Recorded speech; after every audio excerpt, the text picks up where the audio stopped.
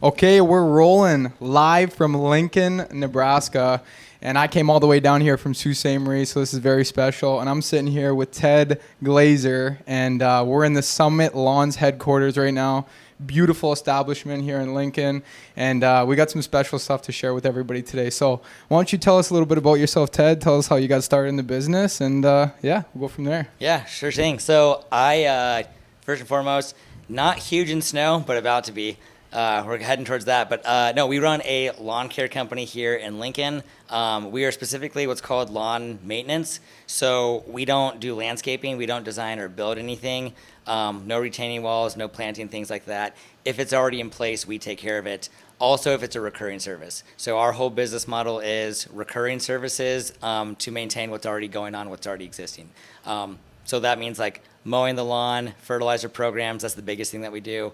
Weed control, trimming bushes, installing mulch, Christmas lights, snow removal, things like that. That's like the bulk of everything that we do.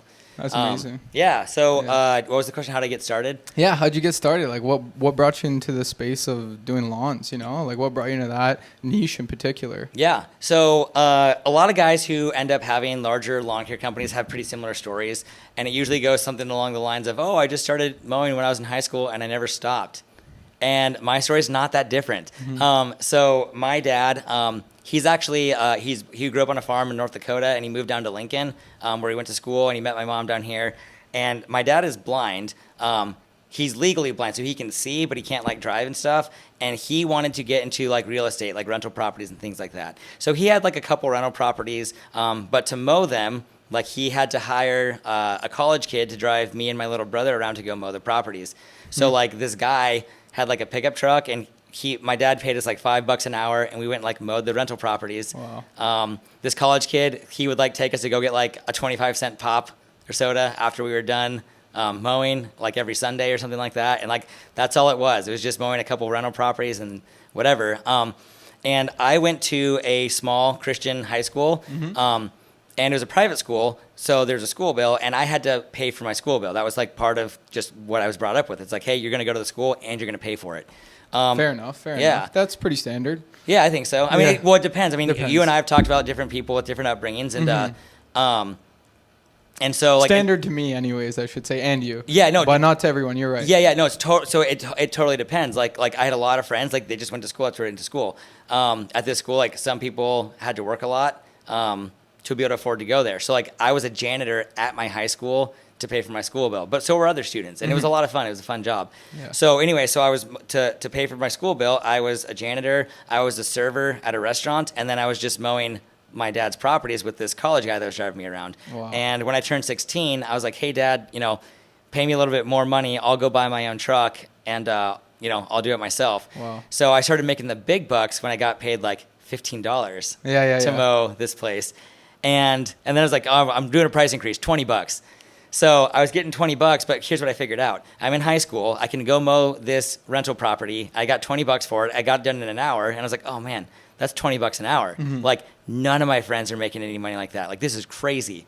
It was good money at the time, it was, sure. Yeah, it was killer money. I mean, here's the thing. It's still great money, like $20 an hour. So anyways, I thought, well, this kind of works. This is okay. So, like, I did that through high school. My senior year of high school, I had, like, 30 properties I was mowing, and because I was a restaurant server, I knew how to make small talk. So I would just go knock. So you were in the restaurant business. I didn't know that. You didn't tell me Yeah, I was just a server at a restaurant. Yeah. It was awesome. Called Village Inn. It's kind of like IHOP. It was like a breakfast place. Mm-hmm. And so I knew how to make small talk. So I'd like go knock on people's doors and be like, hey, like I mow the one next door. Can I mow yours? Yeah. Or like I'd see someone mowing. I'd literally pull over my truck. Hey, that doesn't look like you're very fun. You're looking pretty like uncomfortable right now. I'll do it. Mm-hmm. And slowly but surely, I mean, I got a handful of clients from doing stuff like that. And when I was in college, I had no intentions of starting a business. I went to college because I was like, well, I need to get a degree. Didn't really know for sure what I was going to do. And it was the same thing. I had to pay for my school bill. So like, well, I'm just going to keep mowing because this is a way that I can pay for it. Stopped working at the restaurant. Obviously, I wasn't a janitor anymore at my high school. So I was just mowing. That's all I was doing. And I landed my first commercial account through somebody that I knew. They referred me, and it was like a $10,000 contract. I think it was a sophomore in college, and it like blew my mind. it was like, holy cow, $10,000. And it was 6 commercial properties. There was these self-storage units. We did this. We got the mowing account for it. I say we.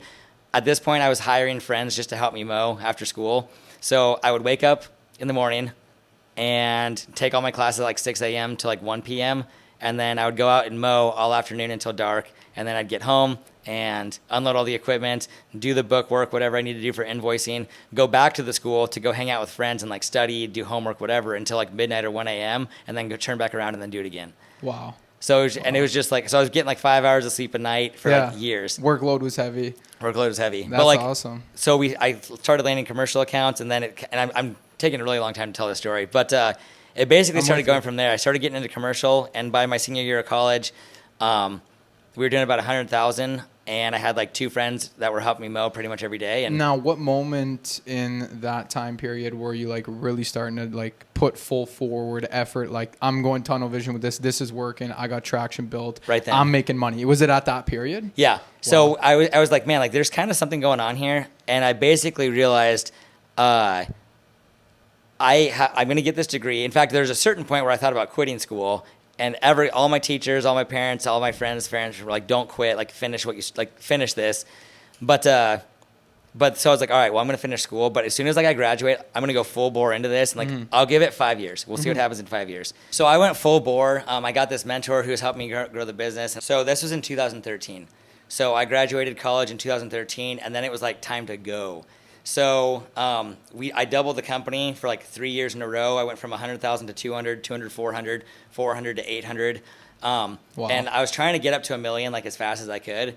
And it was mostly through commercial work. So like that's what we were mostly going after. And the business today is just so different now than it was. So back when then. you mean commercial, like you were doing mulching, you were doing maintenance, you were doing fertilizing, weeding, cutting grass, like what were the main like services you were doing? So it was all those services, but it was to different types of clients. Okay. So like we were going after like apartment complexes Yep. and like strip malls and Yep. commercial buildings, home associations, hospitals, like things like that. We were doing that kind of work. Wow. Which is a completely different type of client than like residential. It's a completely different business model, different equipment, different everything. Mm-hmm. Yeah, no, absolutely. I could definitely see that. Now, when did you really start making profit in the business, you would say? Yeah. So in the early years, everything was about like just grow sales, grow top line revenue. Yeah. That's what it was all about for us too. Top line, until you realize that you kind of need a bottom. Yeah. There's a famous saying, and actually this leads up. I mean, I hit a horrible period in the story here, and I learned this saying through that, and it's revenue is vanity, profit is sanity, but cash flow is king. So like, you can have your vain big revenue number, but if you're not profitable at the end of the day, it doesn't really make sense. Mm-hmm. But if you don't have cash in the bank on Friday to make payroll, none of it matters. Even if on paper it says you're profitable, if you don't have money in the bank like right now, everything's donezo. Wow. So I learned that lesson by experiencing that in the worst of ways. Yeah. So breakthrough time, when you were talking about like when you were coming up just from college and whatnot, when was like your biggest breakthrough moment, you would say? Yeah. So I have this period of time. This is in like 2016 or 2017. I don't remember the year. And I call that year the summer. Well, here's what it was. So here's what was going on. Everything started to go wrong. So what happened is we were doing a lot of commercial work, and I wasn't paying very much attention to like company culture. Mm-hmm. So like, I was out there just trying to sell my brains out, just sell as much work as I could, and then just like get the guys in here, get people hired, get them out the door, get them to get the work done. And guys were starting to get unhappy, and we were struggling. We had these big expensive trucks with big expensive mowers, trying to do these big accounts that were hard to train people in on. So you would have this crew leader who was like a good employee, and he had this partner with him who didn't know what he was doing, and it was so frustrating to get this work done because they'd pull up to this giant property and he couldn't train the guy. So we had guys quitting left and right. During the summer, guys were quitting all the time. We were getting a lot of rain. I found out at the time my office manager was embezzling from me. And like all these things were going wrong. So there's this particular week. It was in like June. And it was like a Wednesday. And we were a day behind schedule because it had rained. And I pulled up to this apartment complex, and I had another guy quit that morning. So like we were just down employees everywhere. And I was like, I knew I was being embezzled from. All this stuff was going wrong. I pulled up to this apartment complex. It was this huge property. There were like 20 buildings on it. And I was by myself, just alone. Because everyone else was doing things and I was just there to try and help. So I unload this mower, I start mowing, and I just started weeping. Just like crying my eyes out, like driving this mower around, just like by myself in this huge property. That's horrible. It was terrible because I was like, and the issue is we didn't have any money in the bank and payroll was due on Friday. I was like, if I don't get a big check in the mail in the next 2 days, like I'm gonna have another mutiny and everybody's gonna quit. And we have all these clients, all these loans to the banks, all these credit cards. My office manager is stealing from me. We don't have enough guys even to get through today. And we're behind schedule because of rain. Like, what are we gonna do? And I just had this like emotional breakdown. And so I was just mowing this whole. I was there for like 8 hours by myself. Just mowing. And sobbing pretty much. Or? I didn't cry the whole time, but I cried for a while. Yeah. And then like if a person was over there, I was like, wipe my face off. Yeah. And like this, and I call that time. So money was so tight, everything was so tough, like things were so tense. I call that time the summer of ass diamonds because if you took a piece of coal and shoved it up my butt, I could have given you back a diamond from like the tenseness and the pressure of like how intense everything had been. I've never heard of that. That's hilarious. Yeah. So like. And what year was that again? I think that was like 2017. 2017. Eh? Yep. And so at that point, I was like, something's got to change because whatever I'm doing right now is not working anymore. Like I can't keep doing what I'm doing. Mm-hmm. And so, and we like the whole goal had been just like get to a million. We got to get to a million. And we were at like 900 something. It's like, it was so close, but it was like, this whole thing is crumbling. It's like the goal is right there, but it's like everything's falling apart as I'm trying to reach up to it. And so like so after that year, like we changed everything in the company. So being under pressure like that, because it's something that I've found success in myself, is like when everything's going wrong and you're under a lot of pressure, there's almost like this other side that comes out to you, this other sort of like creative genius that you have in your head to be able to figure out solutions so that you could fix the problems internally. Mm-hmm. And I feel like you have to kind of hit an extremely low point or something really has to go wrong for you and the business for you to get into that state of mind. But I've experienced that. And when you were talking about how everything was horrible and then it became like absolutely great after, that resonates with me really well because I could definitely feel and experience that on so many different times within the business.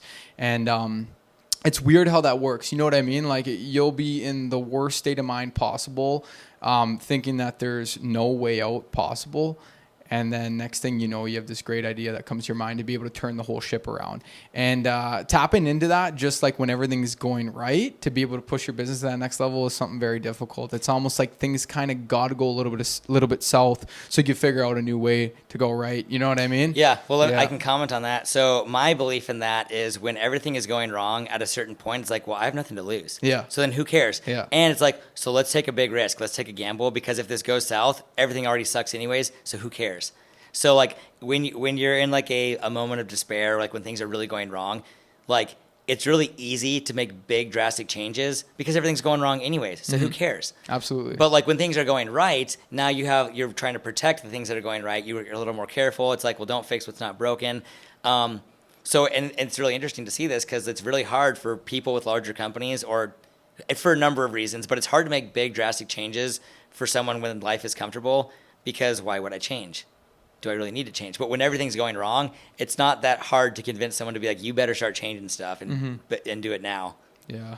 Yeah, no, just like speaking about the breakthrough really brings me back to a very difficult summer that we actually just kind of left right now. And, pushing the barriers that we did last year, scaling from 500 to 2,000, definitely put us in a little bit of a tough position this summer. I mean, we were okay. Everything was going to work out just fine, but we pushed the limits like a little bit too far and it puts you in a bad situation. But like I said, again, it brought me back to figuring out new solutions and, my brain started getting a little bit more creative and figured out new ways to get through this hurdle. Right. And, it's beautiful. It's a beautiful thing, but at the same token, it's definitely scary, but it's the reason I pick entrepreneurship. I absolutely love it. Being under the pressure is truly what I love. It is. And I'm sure you could relate. Well, and for whatever reason, I'm a bit of a procrastinator anyway. So sometimes I hit like my creative stride. Like I almost need like a deadline or a pressure to go make for genius. I don't want to say genius. That sounds arrogant, but like no. For a good idea to hit. I know what like, you mean. If everything is casual and fine, like, I'm thinking about the next idea and sometimes I'll have a stroke of genius. But a lot of times, like, big ideas come, like, when I'm under pressure. That's what I'm saying, right? The best ideas come to my mind, too, when I'm in the worst state. honestly. Like, and a lot of my best ideas have came to me being behind the wheel in a tractor. Yeah. Barely any sleep. It's been a couple days, 2 hours here, 2 hours there of sleep, and the brain's just firing. Things are going wrong. Customers are a little bit upset. It's big snowfall. You're behind. Operators are not showing up. Machines are breaking down.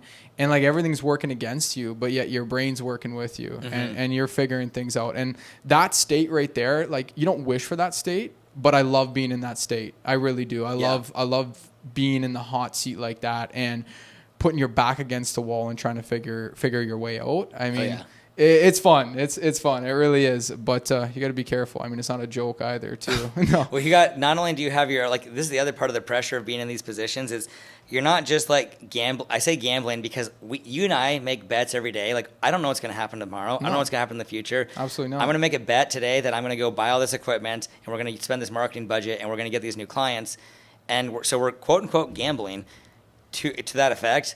But it's not just our futures. It's like it's every person that we employ, and then their spouse, and their family, and their mortgage, and then the people that they owe money to. So like, if you and I make bad decisions, it doesn't just impact like, oh well, I screwed up, I'll go back to the drawing board. It's like every decision I make now doesn't affect just like the 30 people that we employ. It also affects like their families. So like, there's another 3 people, so it's really 100 people. But then it also affects their landlord. Okay, there's 130 people. You know what I mean? It's like, well, things start to become a huge ripple effect. Yeah, exactly. And that's when things really start to become serious. And that's something I really realized after this last winter. Because, I mean, like, we just pushed the envelope so far and getting so many new employees on too and having so many people, relying on our business, it put us in like a really crazy position. But I've never learned so much in the last year. I gotta be honest. And it's like something I could recommend. I mean, everybody talks about, don't go too big too quick. And I certainly agree with that to a certain extent. But if you have the strategy and you kind of map it out, I say, just go for it. And you're not going to be able to predict what's going to go wrong until you're actually in that time and moment. So, just line up the ducks, put them in a row, and just like go for it. Yeah. And kind of figure out the rest later. I mean, you only know what you don't know. So you got to kind of figure it out to a certain extent. I mean, I'm not just saying to just shoot from the hip and hope. It's got to be more than that. You got to be quite strategic. But I mean, like even for yourself, you've grown quite quickly, I would say too, for sure. From 2017 until now, it's been massive. Well, we cut the company in half. We canceled almost all of our contracts. We basically started all over. We didn't lose everything, but like we kind of started over and we rebuilt the entire company, which is a big ego check to be like, all right, I'm going to cancel all these contracts. I'm going to take my revenue way back down again and then just build it back again. It's like to lose that and then build it back was like an ego check. But like it's so different now, and man, it happened fast. Yeah. So like, what's your thoughts on that growing too quick? Like, yeah. Well, I mean, like that was something that a lot of people were trying to pun at me about. I mean, we didn't fumble the bag at all in the beginning of the season. Like, I'm not gonna lie, that was our breakthrough. Like, that was a big breakthrough for us too. Last year was in the beginning of the season, we had not enough machines for how many driveways we had, and I mean, our first shift was 12 hours to do one pass. That's horrible. So we made improvements really, really quickly so that obviously we were keeping our customers happy as well as our employees. 2 most important things, right, within an establishment. And we made sure that we got our routes down to about 4 to 6 hours per pass. And we were wrapping up each snow event with 2 full successful passes in about 10 to 12 hours max. So as soon as we got the handle on that, we had a handle on the business and the customer service and the employees being happy. So that was good. But that brings me back to the, going too big, too quick. I felt that hard. I really did. For that time and moment, when we had our first snow event, we only had 16 machines. We had 1,650 contracts. And we went out for our first snow event, and it felt like everything was just like crashing around us. Like, we're not even going to be able to make it through this one pass because all the guys are going to walk out. Yeah. Like, tell me about that, if you've experienced that in your business, or what can you say about going too big, too quick? Yeah, well, it's funny. So a lot of people, I mean, that's not like a Canadian U.S. thing. Like clearly that's in both countries. Oh, yeah. Of like this idea of don't go too big, too quick. Yeah. I heard that all the time when I was growing up. Yeah. And I always thought, well, they're just small-minded or they're stupid and I'm smart.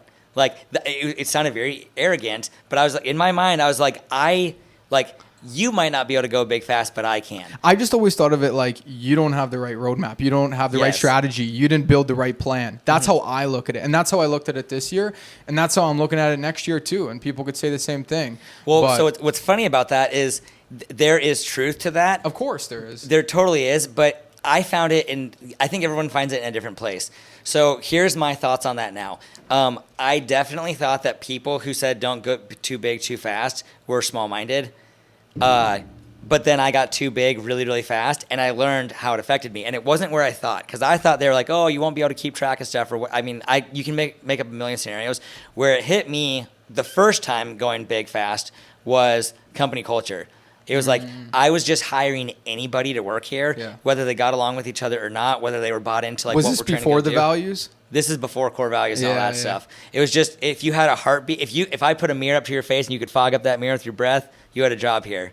If you had a heartbeat, you had a job. I mean, I try to be more, well, here's what it really was. If you had experience, you had a job. Yeah. And that is the worst way to hire. The worst thing for us at Summit Lawns that we can do is go out there and be like, oh, you have experience? Great, come over here. What we'd rather do is take someone who's never worked in the industry at all, but they have a great attitude, they buy into our core values, they're a cultural fit, and teach them exactly how we want things done our way. And that's time consuming, but that is such a better investment in an employee than like just taking anyone with experience, because they bring over their bad habits, they bring over attitude, they bring over like their like ego of like, I know how to do things, and if they don't want to do it our way, there's like butting of heads. So the first time that I was like go big too fast, it was an issue of I didn't understand like company culture, so I couldn't keep the employees. So we had no problem selling the work, but we couldn't keep the staff. And like, what time was this around? This was that 2017 timeframe. 2017 again. Yeah. So then since that time, we shrunk the company and then we built it back. Like we're like 5 times that we were at that time. That's an exaggeration, but like we're much bigger now. I think at that point we had like 500 clients and now we have like 3,000. And again, those were commercial accounts. Now we're doing a lot more residential. A big part of this story is we changed the business model completely. So that goes to your point of strategy. So like, why can't you get big fast? Well, do you have the right strategy? Do you have the right business model? How are you getting paid? How are you getting clients? How are you collecting your money? What equipment are you using? How are you advertising? All of that stuff ties together. Another part of it, though, like there's a map to success to grow fast, and it looks like this. There's 5 steps. Number 1, what is your vision? What do you want this to be? Where is this going to be? Where is this going to be in 10 years? Where is this going to be in 5 years? Number 2, where is there an opportunity in the marketplace? Like where is there an untapped market or somewhere where it's like if I go enter this area, like it's things can happen quickly. There's a lot of buying going on. Number 3, what's the business model going to be? Number 4, go build the team. Number 5, don't run out of money. Mm-hmm. So like to grow, if you can cover those 5 things, you can grow crazy fast, like millions per year. The one that gets most people is they pick the wrong business model. They don't have a vision that employees are bought into. They pick the wrong opportunity, they can't build the team, or they run out of money. Absolutely. Does that make sense? And all of those are a different pit. Like you could fall, you could have an amazing thing and you can grow really, really fast and everything's going great until you hit to one of those holes. And maybe your hole is, man, we have the staffing down. We know how to recruit. We know how to get the equipment, or we know how to operate the equipment. We know how to advertise, but I can't get enough money. I don't have cash flow. Mm-hmm. Like I don't have money in the bank on Friday, even though like the work is here. You get what I mean? It's like, of course I do. That's like what I call like the path is that's what I discovered. That was my aha moment coming out of 2017. And I went back and reinvented the entire business to fill those 5 things. And then I rebuilt a whole new company, which is what we have today, that covered those 5 things. Something I really admire from just being here in your establishment is I really, really love the culture that you have around here. I could tell that everybody just loves being here. Everybody's super friendly with each other. And it's very different than our establishment. We have a lot of culture on kind of more of a personable level because a lot of us have known each other for a long time. Mm-hmm. And I kind of feel that same energy here too, but just like, the core values and some of the things you guys do around here and stuff, I could tell that you've worked hard on culture. Now, I'm not as big as you are, of course, so I could see our company, really getting into the culture more and more and more.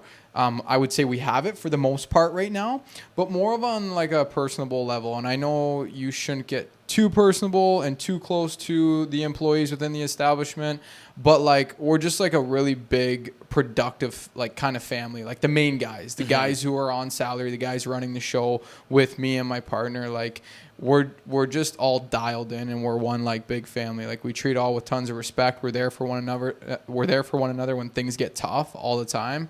And I'll always stick my arm out for an employee, you know what I mean? Put them before myself always. And, you know, I've heard that's not something you should always do, but in these earlier stages, I mean, like, we have no alliance without them. Like we're nothing without them. Like I need a lot of these main guys to be able to keep the ball moving forward, right? They're the future of the company. So well, what's funny with that is I was culture's big, man. Culture's huge, and it's when I first graduated, I kind of found a mentor that I latched onto and was working with for a while, and he had taught me at the time, like, hey, be guarded, like you need to have like the separation between your work and your employees, like you need to have this kind of stone wall. And he was from a part of the country where it's just very rugged. Yeah. And it was just the culture of that city, like they're all steel workers. So like it's like a very blue collar place, and it's just like the boss and the employee, and there's this separation. Yeah. That was his generation, though. Yeah. Our generation does not work like that. No, I know it's like very different. It's different, and I think it's appropriate that it's different. Don't try to teach an old dog new tricks. Like even like the old school Europeans that come from our city, because we have a lot of old school Europeans, Italians mostly, and they're very like that. Work, work, work. No kind of like friendship between the employee and the owner or the bosses or managers. It's like super, super strict and old school. And a lot of guys who grew great businesses in Sault Ste. Marie, not bashing them at all because they've been super successful. All the time when I've talked to them, it seems like there was never any culture in any of their businesses, and that's why I admire it seeing here. And I'm going to keep pushing for that, especially in today's day and age. No culture in any of these old school businesses. I'm talking like, you know, old school businesses that were building houses or were in some sort of the real estate niche or the restaurant. Like the culture wasn't there in those time and day. You know what's interesting, right? That's a generational thing, though. Yeah. So I don't know if you're familiar with like Maslow's hierarchy of needs. So like at the very, it's like a triangle, and here's a psychologist, and so like at the bottom, and I can't quote this perfectly, but at the bottom, like you just need to have physiological needs met, which is just like, do I have food? And then one step above that, it's a triangle. So as you go up the pyramid here, the next step is like, okay, do I have like any enjoyment for like just doing like some fun things? And then above that is like, do I have a community? Oh no, here's what it is. Do I have food? Okay, if I have food, am I safe? Do I feel safe where I'm at? Beyond that, do I have like any type of like community or like friends? And then the last one, and maybe there's one more, I'm missing one, but the last one is like, am I fulfilling like my purpose in the world? So like you can't fulfill your purpose in the world if you don't even have food, or if you don't even feel safe, or you don't have any friends or community. And, so that it was a psychology thing, but it's a huge thing in the workplace with like our employees. And so like if you go back to like the 1950s, that was an era where it was like, you better just be glad that you have a job. Yeah. So what you do, what do our parents do? What do our grandparents do? You go to work, you do your job, you work the same place for 50 years, you don't question anything. You be thankful that you have a job. Mm-hmm. Never question anything. Absolutely. So so that whole generation then grew up, and the next generation was like, I want a job, but like I want to have like material things. So I'm going to work really, really hard, and like I want to have a nice house. I want to have a boat. I want to have whatever things. That was like the next generation as you move up this pyramid. We're in a generation now, well, what do they want? They want fulfillment. They want to feel like what I do matters to the world. I have a purpose. Like whatever I'm doing like makes a difference in the world. They're not, our generation, I don't give a shit about your job. I'll get another job. I don't need food. I have food so easy. I can have whatever I want. I have an iPhone, I have a TV. I don't need items. I need purpose. So as you go through these generations from like the 1950s up to like 2023, and you're like, wow, like the businesses before us, they don't have culture. They didn't need it. It was not even a thing. Yeah, you were just fortunate to have a job and put food on the table. Yeah, and you were happy with that. You were happy with that, and you were content with that. Yeah. So then you have this generation of people like our predecessors who are like, what's wrong with this next generation? Why can't they just be happy they have a job? And it's like, that's because that's not what they care about. They care about having a purpose to the world.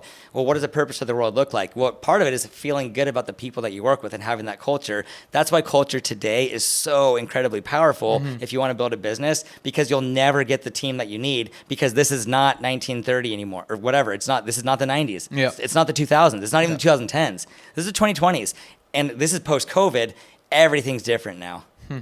Yeah, no, that's You nailed that on the head. Going back there in time really made me think, because that's exactly how it was. Everybody was just fortunate to just put food on the table and have a job, especially immigrants coming to Canada, or the Europeans coming over to Canada and getting jobs like back in Sault Ste. Marie. If you got a job at the steel plant, coming there with from Italy with just a pair of shoes on the boat, like you were fortunate, really fortunate, because you go down to Italy, everything's super super tight, small. A lot of people aren't too well off, especially from southern Italy, where a lot of people come from to Sault Ste. Marie, Ontario, and they built beautiful houses for themselves there. They set up their kids. They were very successful, made big families, and it's just then to now, I can't believe it, because it just doesn't seem like so far away, right? Like you look at your grandparents, and even your parents are so much different than you, right? And your grandparents are like on a whole other level. I mean, your parents always take a little bit from them and bring it with them in today's time, but it's crazy to think, because it hasn't been that long, right? Yeah. And the world's changed so much. But yeah, besides the point, like just to touch on the culture one more time, what are like the points you try and hammer in here to really build that good culture? Yeah, so all of our culture is based on the foundation of our core values. Yeah. And so we have 5 core values here at Summit Lawns. And by the way, culture is a lot of things. Everyone kind of having like a belief in kind of the same ideas, the same way you see of the world. That's a huge part of it. It's not everything, but that's a big part. So like our 5 core values, one is no crew left behind. Which means like everyone's a team player. If someone's having a bad day and like we ask you to go help another team, like you're willing to do so. And as a manager or a leader, we are willing to go out there and go help. The next one is own it, which means like if you make a mistake, like participate in fixing the problem. Like you will admit, yep, I did that. That's on me, and I will help go fix whatever we're going to go to deal with it. The next core value is embrace the suck. That basically means like, hey, like not every day is sunshine and roses. Like we chose to work in an industry and in a business where sometimes it's 100 degrees outside. Sometimes it's negative 50 degrees outside. We knew what it was. So like embrace it for what it is. And like, let's have some fun with this job still. Yeah. The next one is don't be a dick, which is pretty self-explanatory. But so what that means here is like not only are we respectful and fun with each other, like, let's joke around, but like also with our customers. Like don't talk shit on our customers, like behind their back. Like don't be mad with other people. Like it doesn't take a lot of explanation for like what does don't be a dick mean. Yeah, absolutely. And then the last one is no lawn is as good as a Summit lawn. And what that means is in everything you do it to the best of your ability. Like if you're going to come here and do something, like try hard to do it well. Take pride in your work. And so here's what's interesting. If you don't buy into like those kind of 5 main ideas of this business, you're not a bad person. It's just like you don't really fit on our team. It's like what sport do you watch? Sports, I mean, I really don't watch sports, but if I were to watch one, I mean, football during playoffs, maybe a little bit, but I don't really watch That's sports. fine. Ironically, I'm not a huge sports guy either. But like, so let's say like Lakers and Celtics are like basketball. Yeah. If I like this team and you like this team, you're a cool guy, but like we just don't fit in the same tribe. Absolutely. So like our core values are the same way. Like you're probably a great person, but if you come over here and we're trying to have this Lakers party, it's going to be awkward when you roll in with all your Celtics gear. And it's like, you don't really fit in here. Mm-hmm. So like, if we ask you to go help another crew and you have a piss poor attitude about it, everyone's going to be like, what's this guy's problem? Mm-hmm. Or like, if you don't try very hard to do a good job, everyone else is trying really hard to have high quality. And if you don't care about having high quality, everyone is like going to be agitated with you. And you're going to be annoyed when people ask you to go redo something so it looks nicer. And you're going to be like, what's your problem? Why are you making me redo it? You get what I'm saying? You make sure everybody's on the same page. Everyone's on the same page. Yeah, you can't have that one fruit that spoils the bunch. Yeah, exactly. You just can't. I know, and we've had that in our establishment so many times, and sadly, you have to let those employees go. You try to change their perspective and their attitude and the way they are in their day-to-day, but some people you can't change, right? And what's interesting is, like, that's something you're born with. Like, we can't force you to be this way. Mm-hmm. So that's why we hire based on someone who already thinks this way, and then we teach them the skills. Absolutely. Yeah. Sorry, I interrupted what you're saying. No.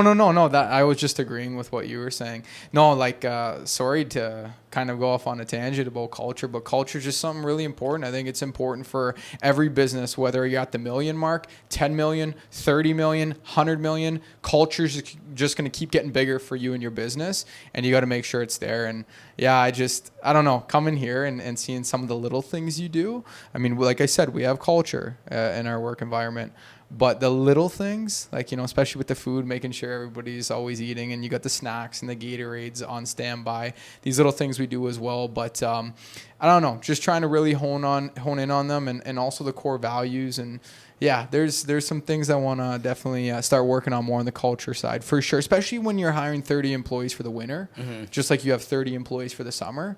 You know, and people are coming in at 2 a.m, just like guys are going out to cut grass in 100 degrees. You got to make sure they're happy and taken care of. Yeah. Yeah. So culture, man. Well, and here's what's funny about culture. Some people are like, oh, I don't have culture. No, you have a culture, whether it's a good one or a bad one or something you like or don't like. Every business has every group of people who come together. There's some vibe that's going on, whatever that vibe is. Everyone has a culture. The question is are you intentional with your culture? What are you trying to create? And you have a bunch of people that like all kind of think the same way. Yeah. And absolutely. if you do, life's just a lot easier. Yeah. And let me be very clear, ours is not perfect. Yeah. We have bickering here. We have arguments. We have people who don't get along very well. Yeah, that's a work environment. We hire people who end up ultimately like they interviewed well, and then we find out, oh, it's not going so well. Like, this is not perfect, but we have a goal. We have a vision for what we want this to be like. So like we're always trying to work towards like this is what we envision this place could be like. So that's what we're always working towards. Yeah, but it's not perfect. Like, dude, it's not. It's not. No, perfect. and it's the same for us. It's far from perfect, and sometimes it might seem perfect for a slight period of time, but it's always far from perfect. And you know what? That's the same thing with everybody we have within our establishment. We're all on board. We all know the vision. We all know where we're heading, and we know where we could bring this company. And a lot of the main core guys just stay motivated that way. And they respect me and my partner a lot too. Like I said, we have good relationships with this. This is where I kind of wanted to end the whole culture thing to kind of get back more into about you. You were talking about where kind of like our grandparents came from, right? And how I started speaking about, you know, there was a lot of old school European people that I've talked to that have built some successful businesses in my hometown. And they always told me, they're like, don't get close to your employees. Don't get too personable with them. You know, don't go have beers with them after hour. Don't hang out with them after hour. Don't just, you know, keep it business, like business savvy only, and that's it. And I do that to a certain extent, but at the same time, it's like, you know, I'm with these guys all day long. I get really close with these people, closer than actually my so-called friends. And they feel like friends to me. They feel like, sometimes they feel more than friends to me. They feel like family. So it's tough to not get a little bit personable with them, right? Especially with the type of person I am. I'm very empathetic and I care for people a lot. So, you know, like, when it comes to employees, you do get a little bit close to them. Sometimes I try to hold that barrier, but it's just like who I am, right? Like I really care for them. And sometimes that tougher side comes out of me where I'm like, hey, I got to keep my distance. And I do, like I said, but like, let's talk about culture now. Like, how do you feel about that? Because from what I could see, it looks like you're pretty close with some of these boys around here and girls. And, you know, that's just something that doesn't sit well with me. I don't like that old school kind of trait, like just business is business and that's it. Like, I feel like people don't care as much to work for you when you're like that. Yeah. You know what I mean? I agree 100%. Okay, good. Yeah. So I'm happy to hear that. Yeah. And so here's what it is. Truly, ultimately, in my opinion, when I used to be like a stone wall and like not have any relationship with anyone, like I think I had a hard time like building like people feeling like they were a part of something. Absolutely. Like I said, in this generation, you just said it right there. I got to stop you for a second. Yeah. It's that right there. I want to make them feel like it's theirs just as much as it's mine, because it is theirs too. And it could be as big as they want it to be, just like how I want it to be as big as I want it to be. And I want them all on that same page with me. You know what I mean? Yeah. I want them to feel like it's theirs just as much as it's mine, because it is. That's how I feel. And so here's two things I want to say. The first one is I think that there's appropriate boundaries. Of course. So at a certain point, I forever always will be everyone's boss. So here's what I can be. I can always be super friendly, but I don't have to be close friends with everybody. And I think at a certain point, that's just an appropriate boundary. Just Absolutely. because there's going to come a day, like there's always hard decisions that have to be made, and it feels horrible. Like it is really hard. People think it's like, oh, what? It must be great, must be nice, like being the boss.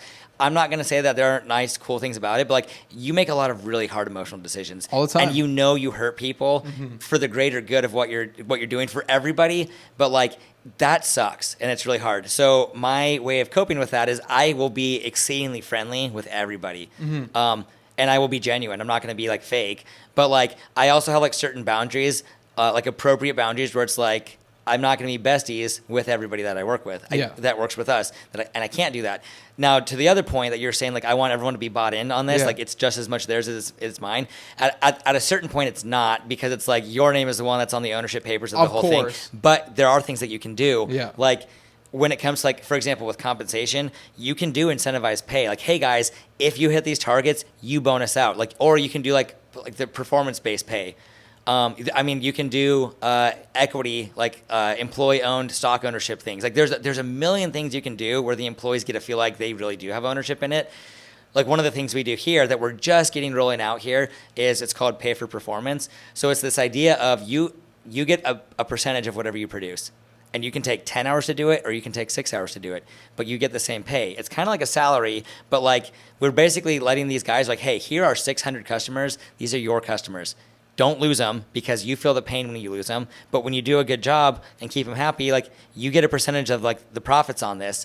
So it's like now they really do have an ownership in like what's going on, versus if they're just hourly, it's just like whatever. I get paid for 10 hours whether people cancel or not, whether they do a good job or not. You get what I'm saying? Absolutely. So like that's how we're trying, and we're just starting to roll this out, but we're trying to create this opportunity where they do get to like feel like they're not just building this for TED, they're building this for Summit, and they're a part of Summit, and they have ownership in their outcome with it.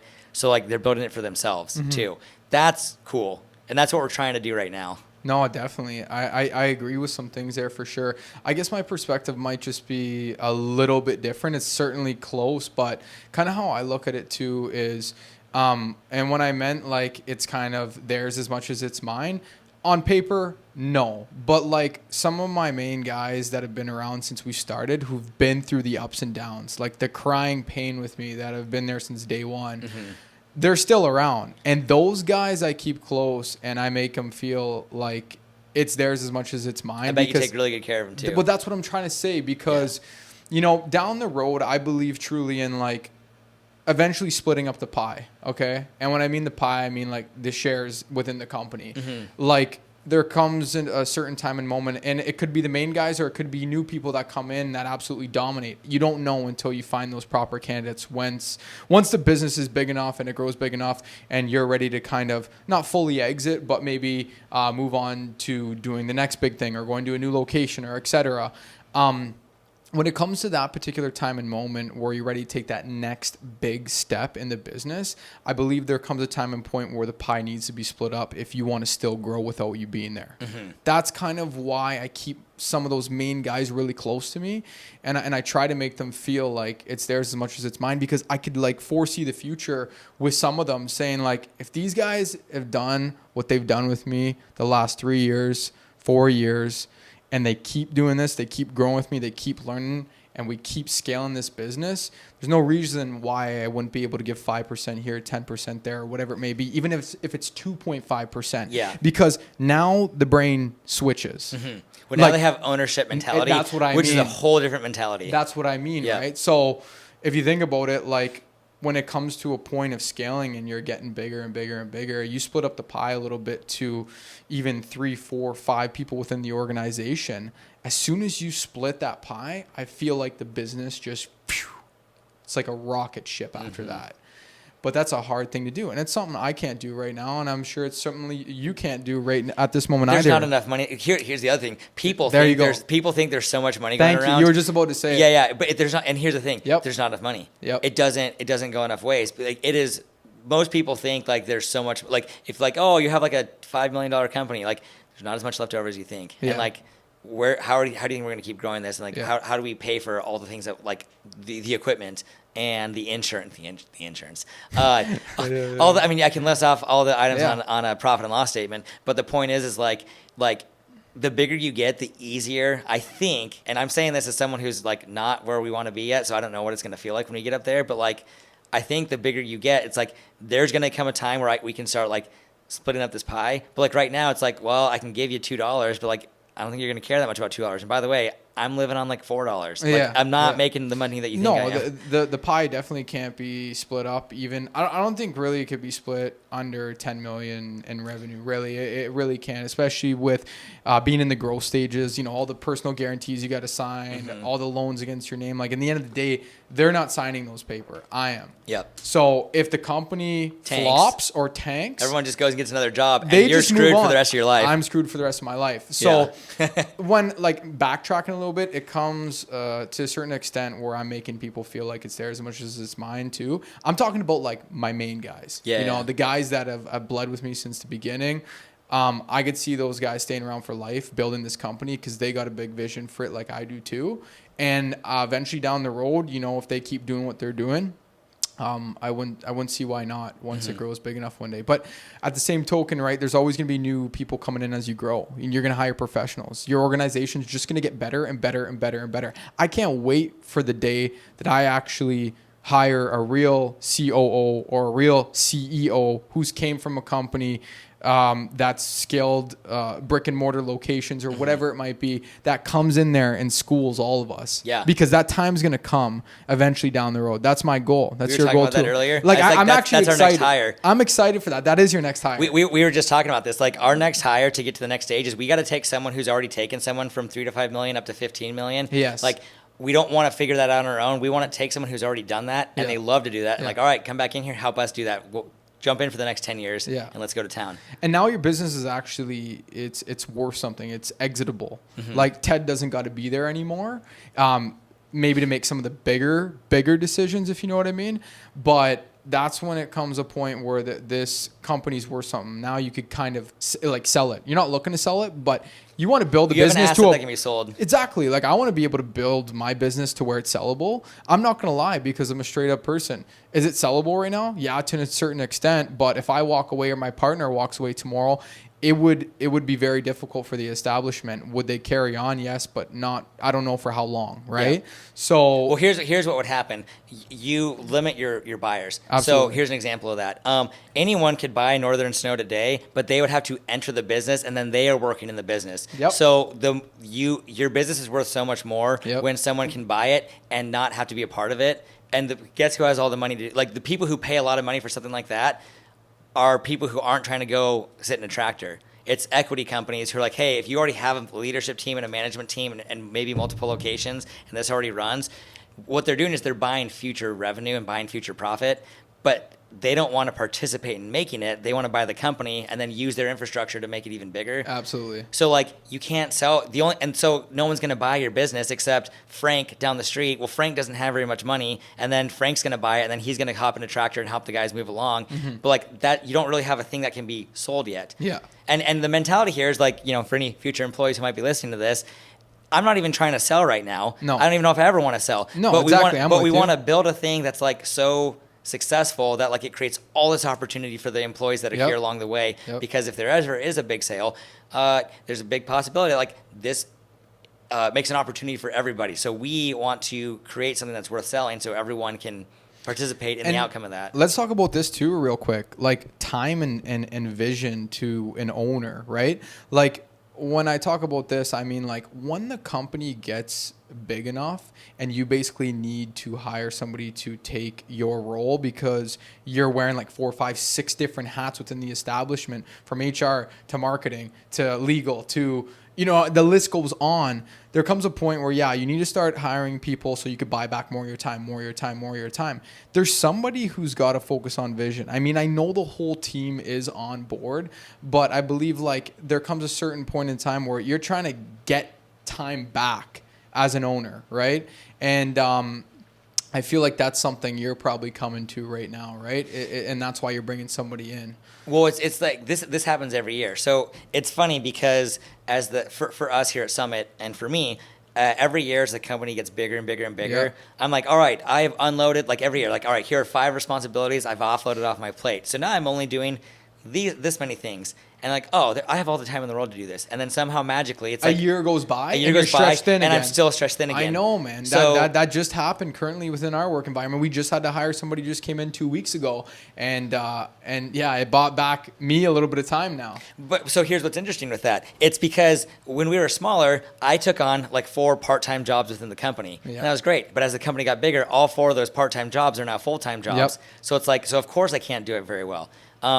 So, and I actually forgot even what the answer to the question or what the question was, but like as you are bringing in, more people as you grow the company, like when we're trying to buy time for ourselves, like vision and strategy, that is a full-time job. Of course. But like of course. when you're a smaller company, it's not a full-time job because there's only so much that can be done. But the bigger this thing gets, the bigger you can think about like, okay, like what could we do? Yes. And then who do I need to go help? Like who needs answers from me so they can go perform on it to make this happen? So our job as visionaries is not to be the ones to do the work, but to help envision what could we do? Where should we go? And then go connect the dots, connect relationships. So I go to my marketing manager, hey, what do you need? If I tell my marketing manager, hey, we need 3,000 leads this year because we want to grow. If we have a 50% close rate, we want to grow by 1,500 clients.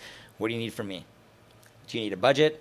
Do you need connection to like a videographer? How can I help you go make sure this happens? Same with the guys in the field. Hey, we need to be knocking out 5,000 homes a week next year. What do you need from me? So my job is not the one to go do the homes to make it happen. It's like, what do you need from me so you can make this happen? And I will connect the dots, or I will make this into bite-sized goals. Like maybe we're not doing 5,000 in January, but by December we will be. So we break this into little bite-sized pieces. And then I like, okay, you need equipment, you need staff. All right, let's talk to the recruiting person. How are we going to make this happen? That's what my job is as a visionary, is to connect the dots and help calm the mess and the chaos and all that's the chaos of what's going on in the company, to make this more digestible and easy to understand. Like, all right, I'm going to do this, you do that, you do this. Okay, ready, break. I feel that. That's a full-time job. Coach of the team. Yeah. It's not even, I mean, it's more than that, but yeah, you understand what I'm saying. I know I just really felt that myself this last month, working up to before sign-up season, because we started our sign-up season on August 1st. Working up to it, I felt like in like the most perfect state. Okay, like I just had enough time on my hands to be able to really dial in and focus and vision and strategize and figure out my marketing situation. How was I going to acquire new leads this year, et cetera, et cetera. And I lined up everything beautifully. Soon as August 1st hit and we were now live for signups, I found myself from start to finish every day just picking up the phone, doing sales. Now, in terms of me doing that as an owner, you got to do that in the earlier stages. I mean, I've done that since we started. Owners doing sales is super common because you're so personable. I just love it. It's something I like to do. It's something I've always been good at. So, it's hard to kind of stay away from the phone because I'd love to do that all day. But there's too many things at risk if I did that all day. So after about 3 weeks of doing it nonstop, because the phone just keeps ringing and you keep picking it up. 2 hours goes by, 3 hours, 6, 8, whole day. And by the end of the day, doing that for about 10 hours, you're kind of like a little bit sluggish from talking that much and being on the phone for that long and trying that hard to get those people to sign up. I was like, okay, I need to make a pivot in my business here, because if I'm putting my full focus and full attention into signing people up, something's going to crumble underneath me here. Something's going to go south. I need my eyes on the prize. I need my eyes on marketing. I need my eyes on getting the new leads in, hitting targets, making sure we're prepared, making sure the equipment's coming in on time. All those sort of more executive things to do. I need to focus on that, or else we're going to fall short. I know how attention and time works. I'm getting to know it better and better. I don't have a full grasp on it, but I'm starting to understand. So that clicked in my head right away, and I'm like, okay, we need to hire somebody. So about mid-August, we found somebody. They quit, gave their 2 weeks, and I think yesterday was his first full-time day with us. He did some training 2 weeks ago with us, and he actually was an operator last winter. So it's great bringing somebody in the business who has been with us from the year prior. They understand the model, they understand how the tractor, the blower works, and they just get the business. So having them enter the office area was super, super easy. They got really adapted to the environment from what I heard today and yesterday, and also for the few training days I seen them in. So now, to say the least, what I'm trying to get at is now I've bought back my time and my attention to be able to focus on what matters. And that's the vision and the scale of the company, and to strategize and just execute. And, if I'm spending all day on the phone, what's going to happen, Ted? You know best. I'm going to fall short. Yeah. Something's not going to come in on time. Well, it's a wheel, and you have a lumpy wheel because one side's lopsided, and it's not rolling smooth now. Exactly. So I noticed that right away, and I was grateful for that, because I think old Stefano would have just kept going, and then I would have realized there was some problems on my hands. Like I still feel this way. Like I could do so much, but now, like I said, I'm really trying to dial it into using leverage when I can, if it's affordable, and buying back my time and attention to be able to scale this beast, because I'm not going to be able to take it to the heights I want if my full time and attention is doing low leverage things. And I'm not saying it's low leverage, but it is for my position. Yeah. I shouldn't be on the phone all day, just like I shouldn't be doing emails all day for customer service. So I'm still in the multiple hat stage and phase of the business. So you'll still see me doing sales and customer service, but to an extent, right? Like I need to dial in. That's super common on the path of growing a business. So like, for instance, everyone talks about like, if you are, let's say you are a smaller company that you're doing, 200,000 to 300,000, and you're like, all right, like, what's your first big hire? What should I do first? Well, there's two ways you can go. You either hire someone in the office to handle customer phone calls and emails and customer service, yes, or you hire someone in the field to be out with the guys to make sure the operations are going smoothly. But you hit a fork in the road. I'm either going to go down the administrative path and hire out operations, or I'm going to go down the operations path and hire out admin. Most guys in our industry tend to go down the operations side because it's usually like grease monkeys like myself who are just like, I like working out on the side. I don't really want to sit behind a computer. So they will continue to stay in the field and help the guys be functional out there, and then they will hire administratively. But those are your first big hires. Now, as you get bigger, so your first main hire is either an operations manager or an office manager, and that will get you up to about $1 million. Then you have to have both of them. But once you get over that, you start going up to 1.5, 2, 2.5, 3, up to 5 million. Now you start having departments in the company because you can't do all the things. So you have to have someone who owns marketing, someone who owns sales, someone who owns operations, and all the things that happen underneath operations. They branch underneath that. Someone who owns admin and I'm finance. I'm breaching this point. Yeah. We're still a little bit away, but we're coming to it. Like right now, currently we have structure, but not to the pyramid extent. Like kind of, but not like what you're getting at. Like department structure, it's coming slowly. We're almost there. But here's the thing: you do have it, but you have the same person in multiple seats. That's exactly. No, it's there. It's already there. People don't think about it like that, but that's what it is. You have because I've never thought about it that way. There are it three. Is like that. Yeah, so check this out. There are three main functions to a company. There is get the work, do the work, get paid for the work. At its core, those are the three things. So who owns getting the work? Well, right now, Stefano does. And then who owns operations? Like do the work. I don't know who owns it in your company. Operations is a mix of people too. Okay, it's not just really one hat. Yeah. Well, there's multiple things going on. Yeah. And then, who owns getting paid for the work? Well, and then who owns the vision? So for all you know, there's four things. There's the vision, and then marketing, operations, getting paid.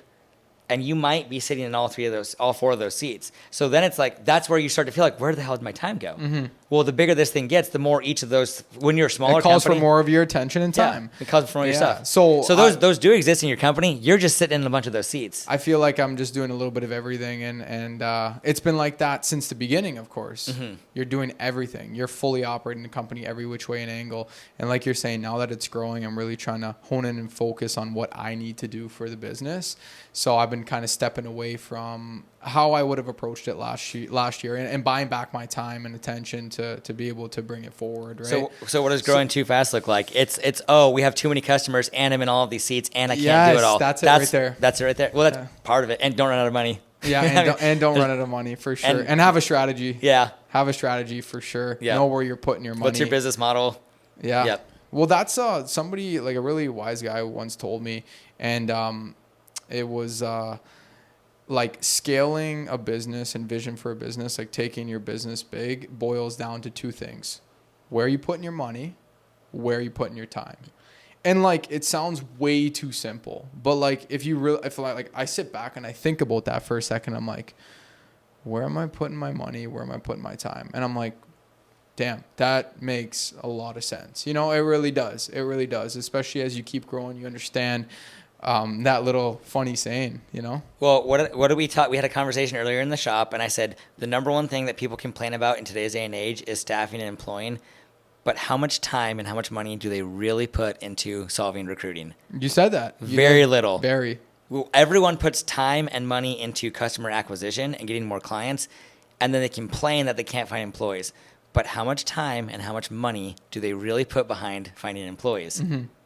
It's that right there. It's that, yeah, he said it. And you know, that's funny because I think we're hammering that right now. Yeah, we are. We're doing a good job of that, and you do a very successful job of that. Long way to go. Yeah, we got work to do. But I'm just saying, I'll be honest with you. Yeah, I think you do a really good job of it. I mean, take it for what it is, you know? Appreciate it. So, wow, we went down so many different rabbit holes about business, but it's okay. You know what? That's what the podcast's all about. We'll break this into like 3 parts. Yeah, part one, it's part all two. Good. We got tons of time still. We're chilling. What do you think your favorite position really is? I mean, now that you're about to step back a little bit more, throughout the come up and where you currently are, like, what do you think, like, where do you like to put most of your attention and time in the business? What do you like the most? Yeah. So that's a conversation that I've been having with myself recently because I was telling you earlier, we have like 4 kind of big hires we need to make for next year. Mm-hmm. Well, for sure, to hit our next revenue goal, and it depends on how fast we get there are like 4 big hires we need. And I have to decide, some of them I'm doing right now, and which ones do I like the least? Which ones do I need to start getting rid of? And which ones can I continue to do until we get them all filled? What I like the most right now that I'm still doing is setting vision and strategy. To me, it's just super fun. It's really fun to say, hey, here's where we want to be in 10 years. So let's break this down. Where do we need to be in 3 years? Where do we need to be next year? And then you say, well, what does that look like? Okay, well, how many fertilizer customers is that? How many mowing customers is that? How many Christmas lights customers is that? How many snow accounts is that? Okay, if there's this many snow accounts, how many tractors do we need? How many operators do we need? How many crews is this going to be? To me, that's like a fun thing to break apart. Mm-hmm. So I like doing that. Mm-hmm. It's really fun. I also enjoy marketing. I freaking love marketing. Not so much sales. I used to think I loved sales. I thought I loved talking to people. Turns out I do like to talk, clearly. but yeah, we both do. Yeah.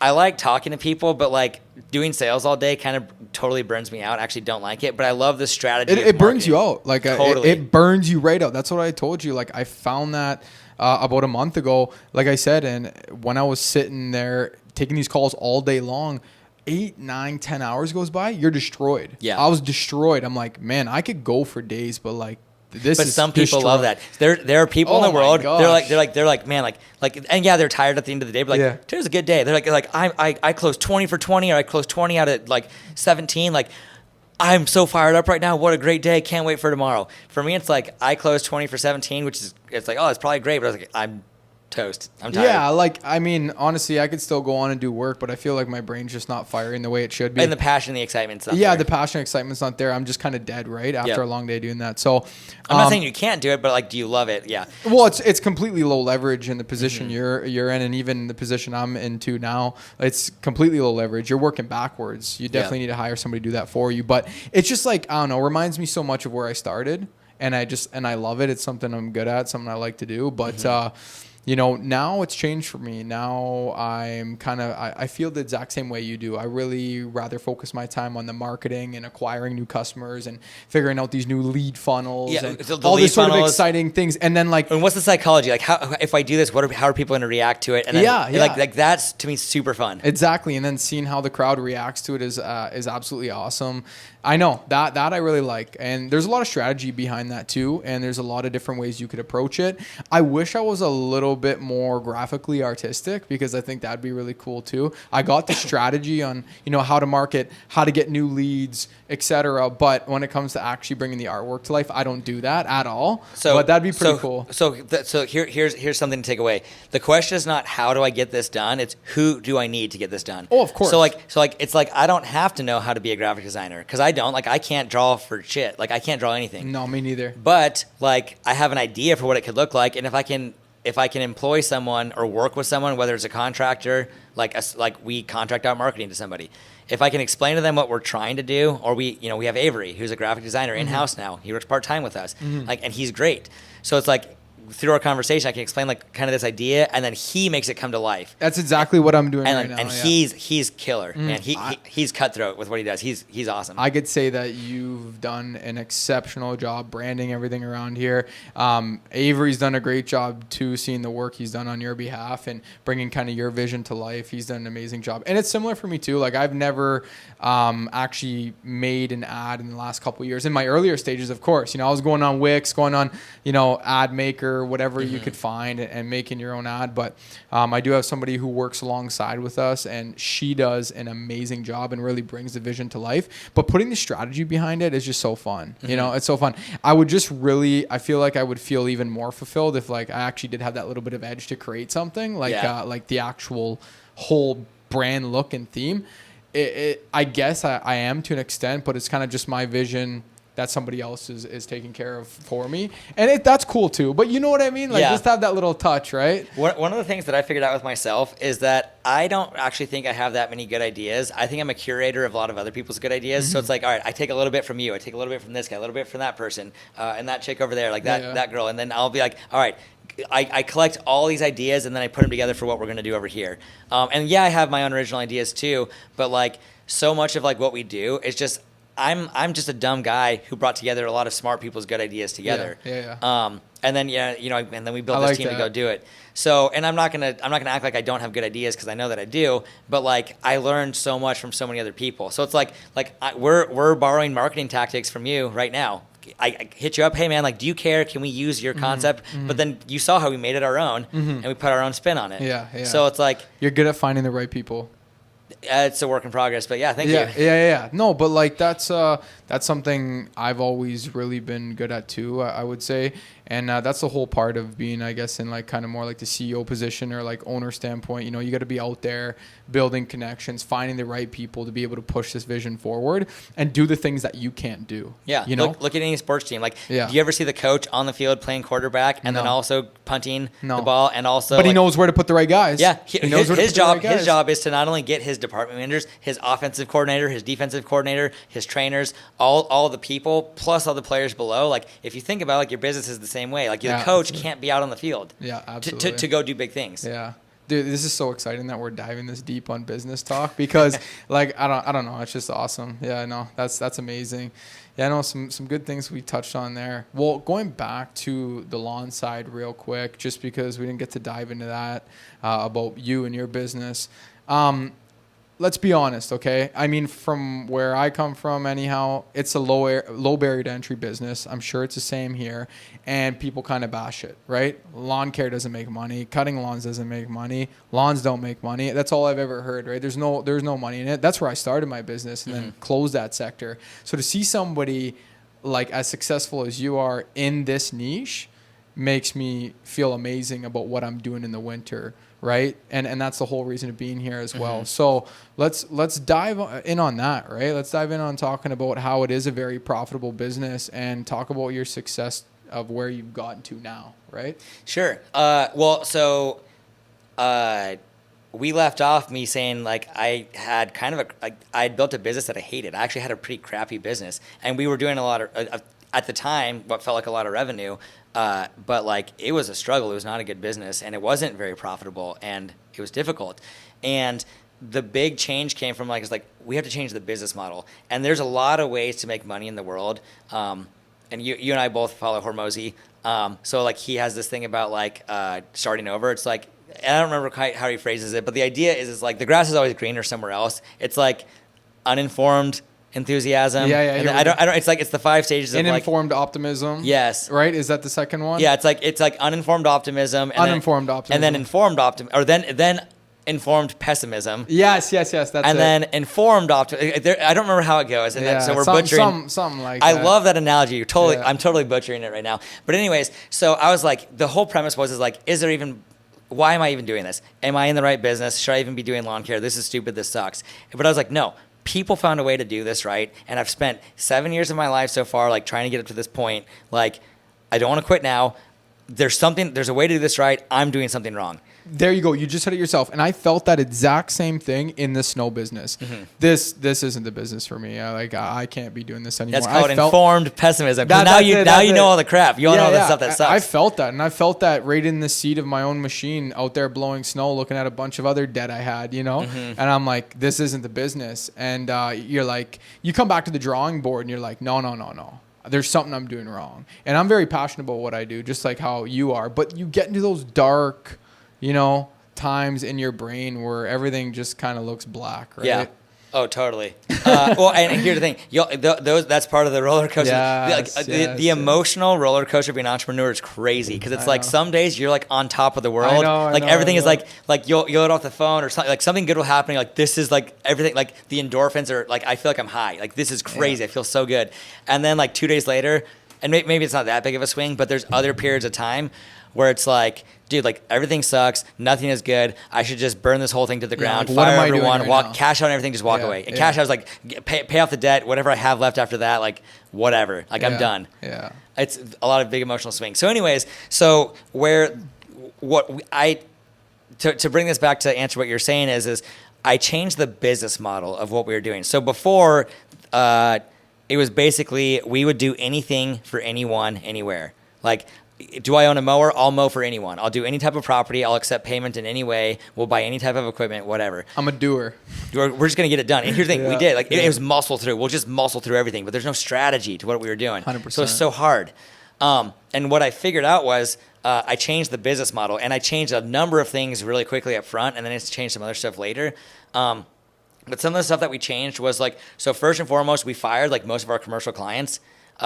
So like I cut out like hundreds and hundreds of $1,000s in revenue, just got rid of them, so I could rebuild it back in residential. And I decided I wanted to do residential. How many commercial clients did you have? I mean, at the time total, we probably had somewhere between 300 and 500 clients.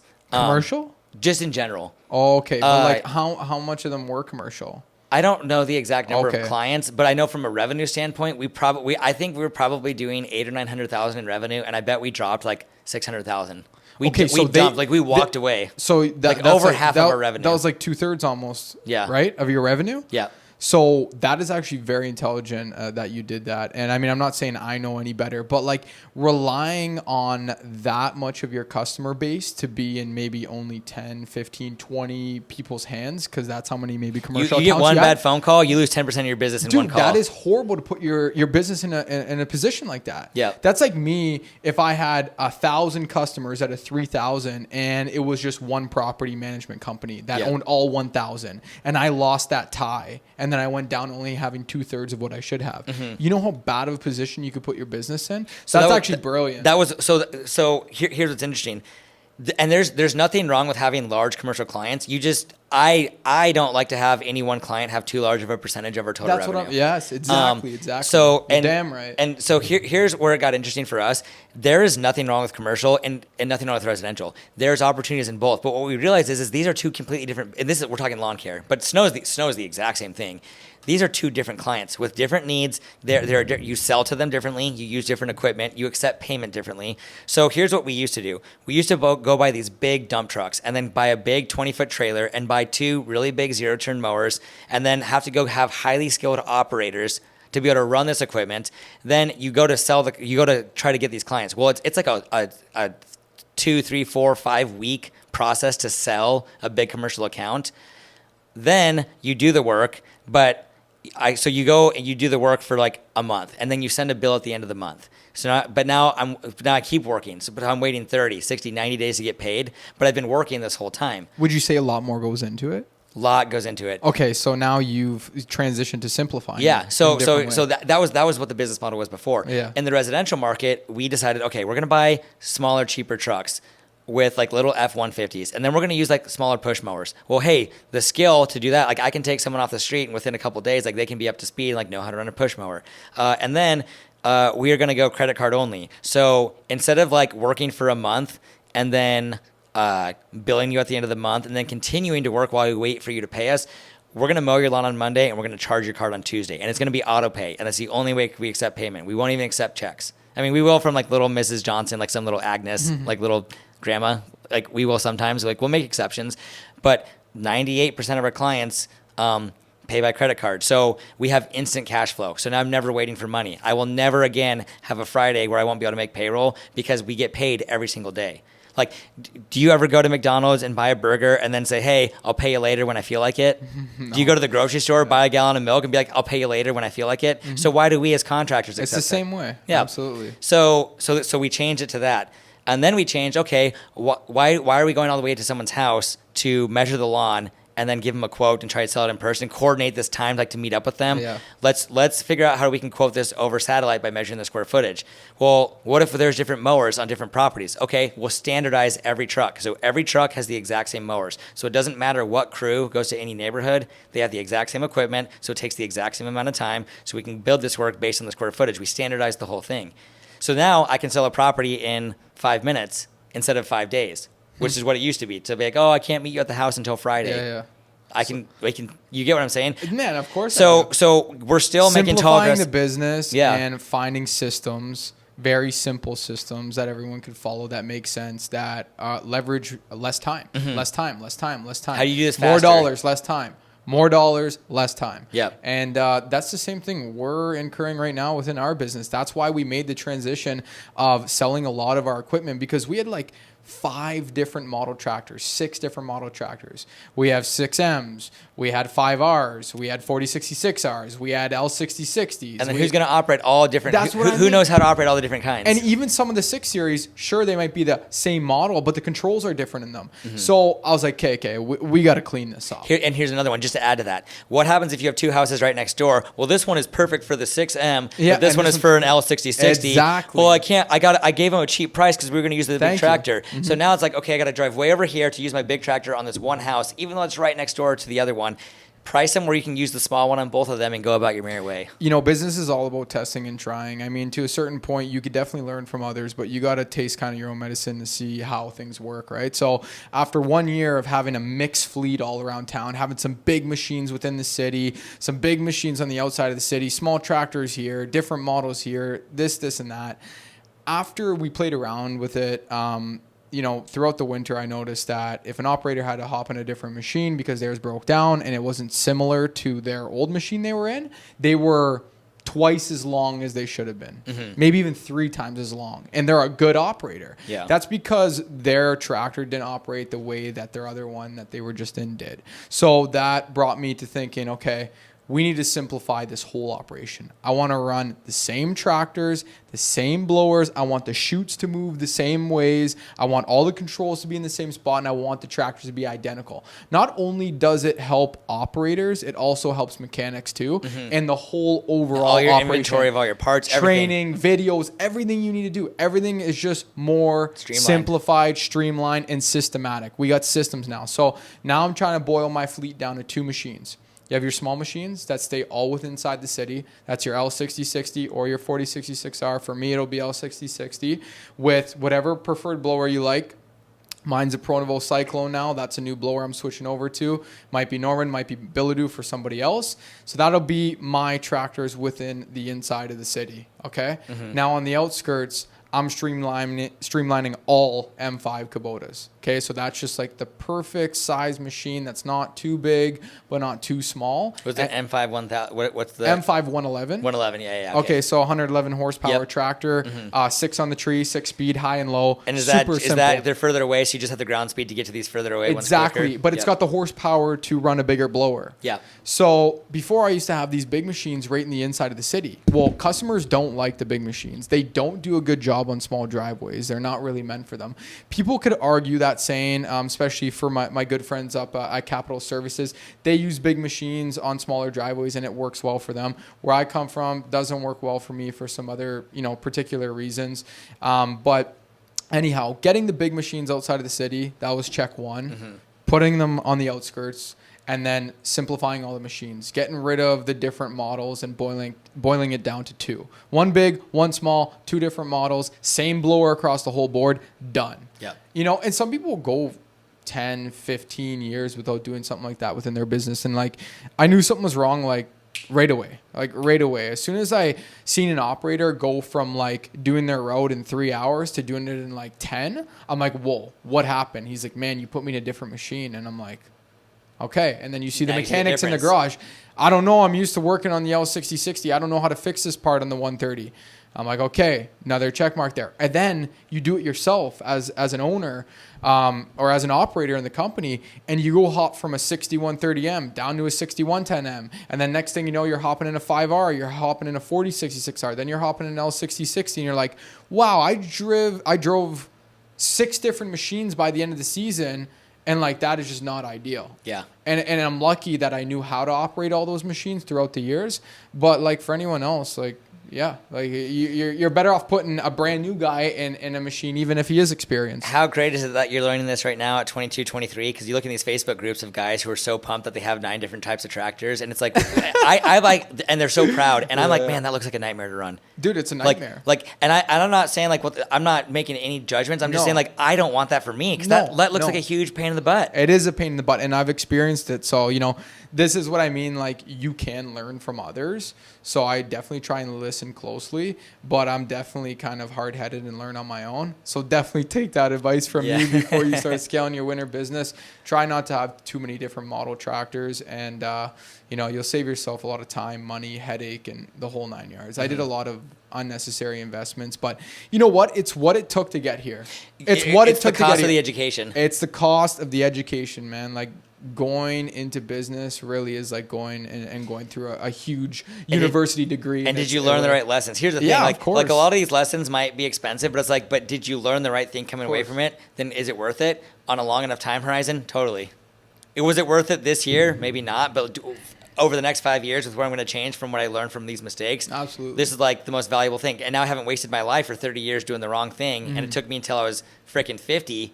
We're learning stuff in our 20s, and I'm 32 now, but like I'm learning stuff like even still that's like this is going to pay me dividends for the rest of my life. Absolutely. Even if it was a crazy expensive lesson to learn. Now, why do you think that doesn't happen for everyone? I mean, my perspective, like I'm just curious to hear somebody else's. It's just something I've never really asked. Like, why do you think some people just like will have the obvious right in front of them, but they don't get it right? Do you think it's more of like an ego thing, or is it just possibly like, I don't know, incompetence? Like, what do you think it is? I think it could be anything. I think it's both those things. I think it's probably 20 other things. I think one of the biggest, in my opinion, I think people learn very fast from pain, and I'm not saying that's the best way to learn, but I also think people take bad lessons away. So I'll say it like this. I think some people just make bad decisions. Mm-hmm. And I'm not saying I'm I'm not saying I'm a person who makes good decisions. I just think some people make poor decisions. My dad and I were just talking about this yesterday, actually. Some people just like make poor decisions over and over and over again. It's like they never learn, and they just make the same types of poor decisions their whole life. And maybe that's judgmental. Maybe I'm assuming what they're doing is a poor decision, but I think some things are objectively like kind of black and white. Yeah. Life is mostly gray, so I'm not going to cast judgment, but like I'm just saying, like sometimes it's ego. Sometimes people are like, no, like sometimes it's stubbornness. Like, no, I'm going to keep doing this the right way because I will figure this out. It's like, when is the time to step away and change what you're doing? Like, what's the difference? Here's a good one. What's the difference between being stubborn and giving up too soon? Because being stubborn is being foolish, but giving up too soon was also being foolish. So at what point is like, no, I just got to keep going? But you know what I mean? Yeah, I understand exactly what you mean. So it's like, what's the right answer there? Yeah. And maybe it's like some people, and I think this is why sometimes like successful people are like, I don't know, maybe I'm lucky. Maybe I got lucky. And I think there is an element of luck. I also think when I expose myself in 1,000 different ways and I get kicked in the nuts like 1,900 times, and then I get it right big, it's like, oh, I guess I got lucky, but I also got kicked in the nuts 1,900 times. Exactly. You felt the pain, and you went through those time and moments to make sure to do it right the next. Something big I live by is never making the second mistake twice. And you know what? You do catch yourself doing it because we're all humans, and I made a lot of the same mistakes twice, but it's something I've worked really hard at over the last few years, especially being in business, and it's something I'm becoming better and better and better and better at, because when you make a big mistake, okay, and you feel the pain of that mistake, the agony of that mistake, and then you figure out the solution to get it right, you would be only a fool to make that second mistake, just like you were talking about. Yeah. So that's a big one I live by. And, you feel like just such a dumbass when you make the second mistake, like the same mistake twice. Yeah. Like, how stupid do you feel? And like, it all backfires on you exactly the way it did the first time. And or in a new way. It's like it sitting in backfired that- again, but it's like, oh, it's the it same could thing, be. but it's different now. Yeah, it's the same thing, but just a little bit of a different story. And you're sitting there kind of getting like that deja vu moment. And you're like, wow, I'm an idiot. I hate that. That's happened to me a few times, and I'm like, wow, I do not like that feeling. And then We do it to ourselves all the time. As humans. Yeah. We all do. I don't care how perfect you think you are. We all do. But yeah, that's a big one I try and stay away from. Got to be calculated, man. It's hard. Well, and here's the thing. Like, I think I'll say it like this too. You can plan and plan. But what's the converse of that? Okay, so don't take any action until you know the perfect answer and outcome. No. And it's like, no, at a certain point, I'm just gonna send it. Like, I'm gonna plan. Like, for me, this is my personality. I'm gonna research a bunch on something, but then I'm gonna take an action. I'm just gonna go for it. And Yeah. I don't know how this is gonna end, but I'll figure it out along the way. I'm And with you. whatever roadblocks come, I will adapt. You know, see, we're a lot figure it alike. out. We're a lot alike for sure, and I'm the same way in that essence. Like, I'll plan as much as I can, research things as are gonna much go as wrong. I can, and I'm almost looking at it like a crystal ball, and I'm like, you know what? This looks almost bulletproof. Like, I think this is gonna be like 100% perfect. And then like every single time, there's always like way more problems happen than what you thought were gonna actually come out. So it's just amazing to And that's okay. and that's okay. Yeah. It's Shout okay out that, Alex. Yep, Yeah. and it's okay. Like, all right, like all this crap that happened. Okay, I didn't predict it, and a lot of things went wrong. And that's okay. Yeah. What are we going to learn from this? Let's Yeah. fix that, and then Yeah. go out and do this again, and then more stuff's going to go wrong, and that's okay. You know what I mean? I felt that with last winter so hard. I'm like, I did so much research, spent so much time investigating the business model, spent so much money, and I'm like, you know what? Like, I think I got it like bulletproof for this winter. I'm like, I'm putting so much extra time in that I don't need to. And I did a few things very, very correctly. Better than I think a couple people, if anyone has ever done in the industry, definitely on the scale side of things. And when it came down to the winter actually coming and the operation starting to flow, oh boy, did I need some work. I mean, the success and the scale there was definitely there, though. You know, the whole marketing and brand awareness and building the hype within the industry and actually getting that many customers acquired, knocked out of the park. But there was a lot of operational things I was missing that I foreseen. And, you know, you got to make sure you know what you're doing from an investment standpoint too. Like, I mean, you're buying $100,000 pieces like they're candy, and you got to be careful, right? Yeah. Like, you got to really think about what you're doing before doing it. So yeah, I was looking at the whole upcoming winter, like just like a crystal ball. I'm like, I got this on lock. I could see this clear as day. When the time came for the first couple snow events, I was petrified, to say the least. I got through it, was very successful in the end of the winter and, you know, throughout most of the winter, but the beginning was rocky. And like, I feel like, and I know you could relate to this, we all make it seem so simple from the outside. When you're from the outside looking in, you're like, man, like that just looks easy. Like, it looks easy. It doesn't look too hard at all. Like, you got to actually be in the position like myself or you and feel the things we feel at some times and moments. It's almost like it's almost beautiful. Honestly, it really is. Like, you will never be able to put yourself in a position like that unless you're in business. I truly believe. Am I right or wrong? No, I agree. And like feeling the reward from when you get over those big hurdles. Yeah, I don't It's know. huge. Well, it's like it's all the work that went into it, and it's crazy. Like I said, like I love it. So much of what this is, it's not just like, oh yeah, I worked hard and I got to pay. It's like, no, it's all the emotions that go into this. It's all the heartbreak. I mean, when people say blood, sweat, and tears, at least for me, literal blood, sweat, and tears. It feels like to like that, make for sure. this happen. Yeah. Yeah. Well, honestly, me and you, I got to say, are like the rabbit hole kings because we didn't even get to touch on like profitability in the lawn care business. Yeah. And that was one of the questions I had to ask. So like, yeah, let's talk about the lawn care business and how it's actually profitable and scalable. Yeah. Sorry. Yeah. We went way left, man. Yeah, we went way off on It's a that. good thing though. We're touching on a lot of like business topics that I've never actually been able to talk with anyone about, especially getting it on camera here. And we got the whole setup. This is awesome. So yeah, fire on the profitability. So here's the thing, and this is going to be the case in any industry. Different service lines carry different profitability. some services are easier to do than others. Some are easier to scale than others. So the thing with, and you talk about the lawn care business, the lawn care industry as a whole is huge. There's lawn mowing, there's fertilization, weed control, there's building retaining walls. I don't need to list off everything. There's sprinklers, Christmas lights, trimming trees. There's all these things. And within each of those, you can niche down even further. Mowing, commercial mowing, residential mowing. Within that, it's residential. Is it an acreage or is it like a little postage stamp little square? Beyond that, are you doing leaf removal? You get what I'm saying? Yeah, like I know. You could boil it down to a lot of different things. You can boil it down to so many different things. And so where's the profit at? Well, there's profit. I'll say it like this. The best way to know if something is profitable is to see if other people are doing it, and a lot of them are doing it. So if I were ever to start another lawn care company, the last thing I would do is go to a small town of 3,000 people and try to start one there. I'd be like, I'll be the only lawn care company. No one's buying what you're selling. Yep. I would go to a city where there's already a bunch of companies, because that means there's a lot of buying. You're going to the hungry crowd. You're going to a hungry crowd. There's already a crowd there. I don't want to invent the crowd. I want to go where the crowd already is. Absolutely. So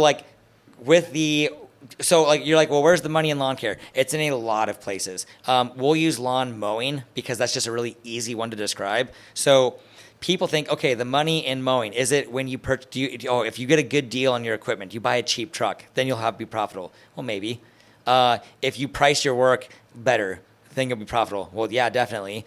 But also it's like route density. It's like, well, how far are you driving in between houses? Like, are you mowing a house and then having to drive 10 minutes to get to the next house? Or is it like a trash company where you go down the street and I park the truck once, I can hit 3 houses, load it back up. How many houses can you do per hour? So is there profit there? Yeah, there's profit there.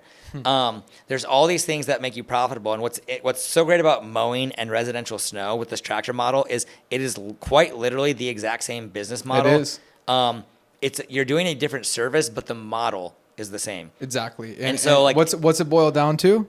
Route density. Route density. Route density is the number one thing. Well, and pricing your work properly. Of course. The number one thing, the number one lever that you can pull, and this is for in my experience, any service-based business, really any business, is the number one lever you can do to change your world is raise your pricing. In my opinion, it's the easiest one to do, because all it is you just take the price, you change the number, and you continue to do the exact same thing you're already doing. So between having route density, I'll say 3 things. It's having route density, having the right pricing, and then being very efficient with your time. Having systems in place. We just spoke about, we went through that whole process. I talked about what if you waste 5 minutes in the morning and 5 minutes at the end of the day? It's only 10 minutes. Who cares? I love this analogy. Yeah, go ahead. Okay, yeah. So here's an example. You think 10 minutes. So the lawn mowing business is a business of minutes. It's not hours. It's not days. It's we speak in minutes. You're going to go to this house. You have 17 minutes to do this house. Or you have 23 minutes to do this house. So for our crews, one mowing crew of 2 people might knock out 25 to 30 houses in a day. Well, how is that possible? Well, they're really close together. Well, how else is that possible? Well, in the morning, we have a systemized way that all the trucks are loaded up. So their truck is ready to go. The guys show up here at 7. They're out the gate by 7:10. They're at their first property as soon as possible. And once they go into a neighborhood, they're in that neighborhood and they're not out in traffic. They're not driving around. So the example is if these guys spend 5 minutes of wasted time in the morning loading up, before they get going, and then they spend 5 minutes at the end of the day unloading, kind of shooting the shit, whatever, at the end of the day, that's 10 minutes. Not a big deal, but that's 10 minutes times 2 people. Well, that's 20 minutes. Not a big deal, but then you do that times, maybe it's times 40 people. How many mowers do you have? How many crew members do you have? And then you do that times 250 working days a year. 200, it depends on how long your season is. For us, it's 220, I don't know how many working days. Yeah, no, but you do this times all these days, that adds up to 30, 40, 50, 60, $100,000, and it all came from 10 minutes. Wow. The 10 minutes of wasted time. And here's another one. If these guys are mowing 30 houses a day, what would happen if they shaved off just 1 minute per each property? Instead of getting this place done in 24 minutes, I'll get it done in 23. Well, how can I do that? I'll walk just a little bit quicker. Or I will think as an employee, what would happen if I mowed this just a little bit differently? I don't even have to walk faster. I don't even have to try harder. I just have to be more intentional with my time. What would happen if instead of me standing around waiting for the next guy to finish, I go grab something else, I find something to do so we both finish at the same time? You shave off 1 minute and you're doing 30 houses a day, that's 30 minutes off your route. Times every day that you work all year long, again, that same thing, it adds up. Yeah. The So, money's in the minutes, The man. money is in the minutes. Yeah. Yeah. And minutes are in route density. You know what I mean? That's why the businesses are the exact same. The snow tractor business model with the lawn cutting model that you have, they are like identical. It's the same thing. You're making sure that your whole business model, or business, I should say, is completely systemized. Everything's got to be as simple as possible to buy you back more time for your operators, whether that be, the whole tractor shovel that we have on the back of our blowers. So basically what we have is like, they're almost like an ice pick, okay? And we've tried this like 3, 4, 5 different ways. Trying different shovels, putting these little pocket shovels in behind the seat, fabricating all these different things we've used over the past couple years. And every year we just keep getting better. And it becomes more systematic for the operator to be able to unclog their chute. It buys them back more time to get on route, to service the driveways, and keep the ball rolling. Just like how you have all the snacks, Gatorade, everything stocked up here so that all your employees, they don't got to go to Max Mart or Circle K before they hit their first lawn because you stock them up here. That's brilliant. Like, let's go back to your analogy, what you're talking about right there. If you have one employee, let's just say one employee, it takes him 15 minutes to go to Max Mart at the beginning of his shift and 15 minutes after, and it's on your time. That's 30 minutes a day. Times that by 5 days a week, whatever that week equals out to in hours. That's 2.5 hours. Times that for a full calendar year of working days.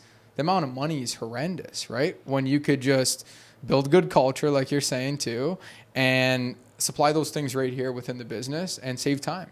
So not Money's only in are the we minutes. not only are we not like we're redirecting funds. Yeah. So it could be argued you're going to spend that money no matter what. You're either spending that money in payroll for them to go to the gas station, or I'm spending on the grocery bill to provide it here. But You're saving on the grocery bill. But when I do it on the grocery bill, I also get it feel like I get the pat on the back because now it's free for the employee. And now there's a feel good aspect of like, man, this is kind of cool. Like this is all provided. So there's intangible, like you almost can't put a dollar sign on it. Benefits to doing stuff like that. For sure. You make them feel good about going out for their shift, is supplying those things. Do people take advantage of that? I didn't get to ask you. I think because now it's probably a custom within your work environment. Like, I feel like if I did that, some people would take advantage of it and maybe wouldn't appreciate it after so much time. But like, it definitely happens. It becomes expected. Another thing that can happen, like when we first started doing this, we were like, guys, please don't just like load up all this food in your pockets and go home. And it's for here at the start of the day, not at the end of the day to just take home. And I think it's kind of like if you took a kid to go to Willy Wonka's chocolate factory, and on day one, everyone's going to gorge themselves until they're sick and like I never want to see candy again.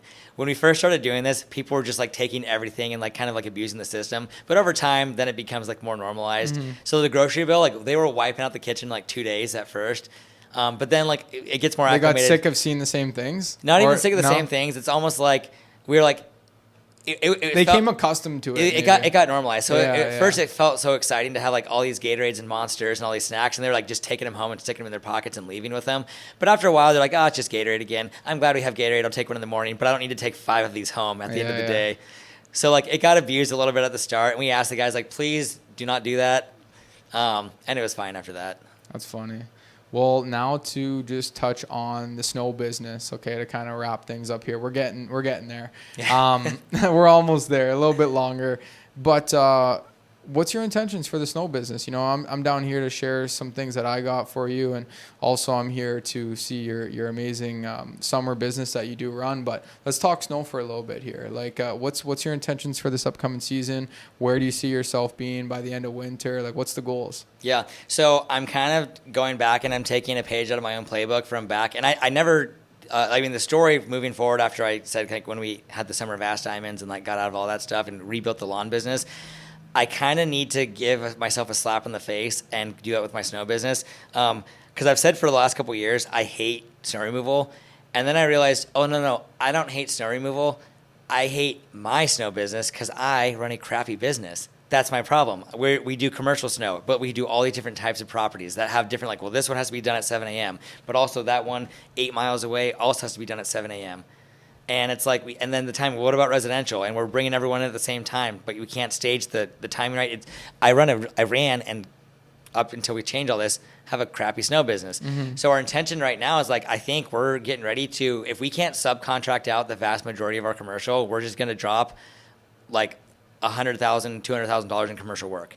And then rebuild it back in residential. And just like you did with the summer. Just like you did with summer. And it's going to be painful this first year, and it's a slap to the ego because you feel like, oh, I'm going after this big revenue number. But it's like, in the big picture, does this truly serve our purpose? Is this really working towards our vision? And if you don't know what your vision is, how do you know what you're working towards?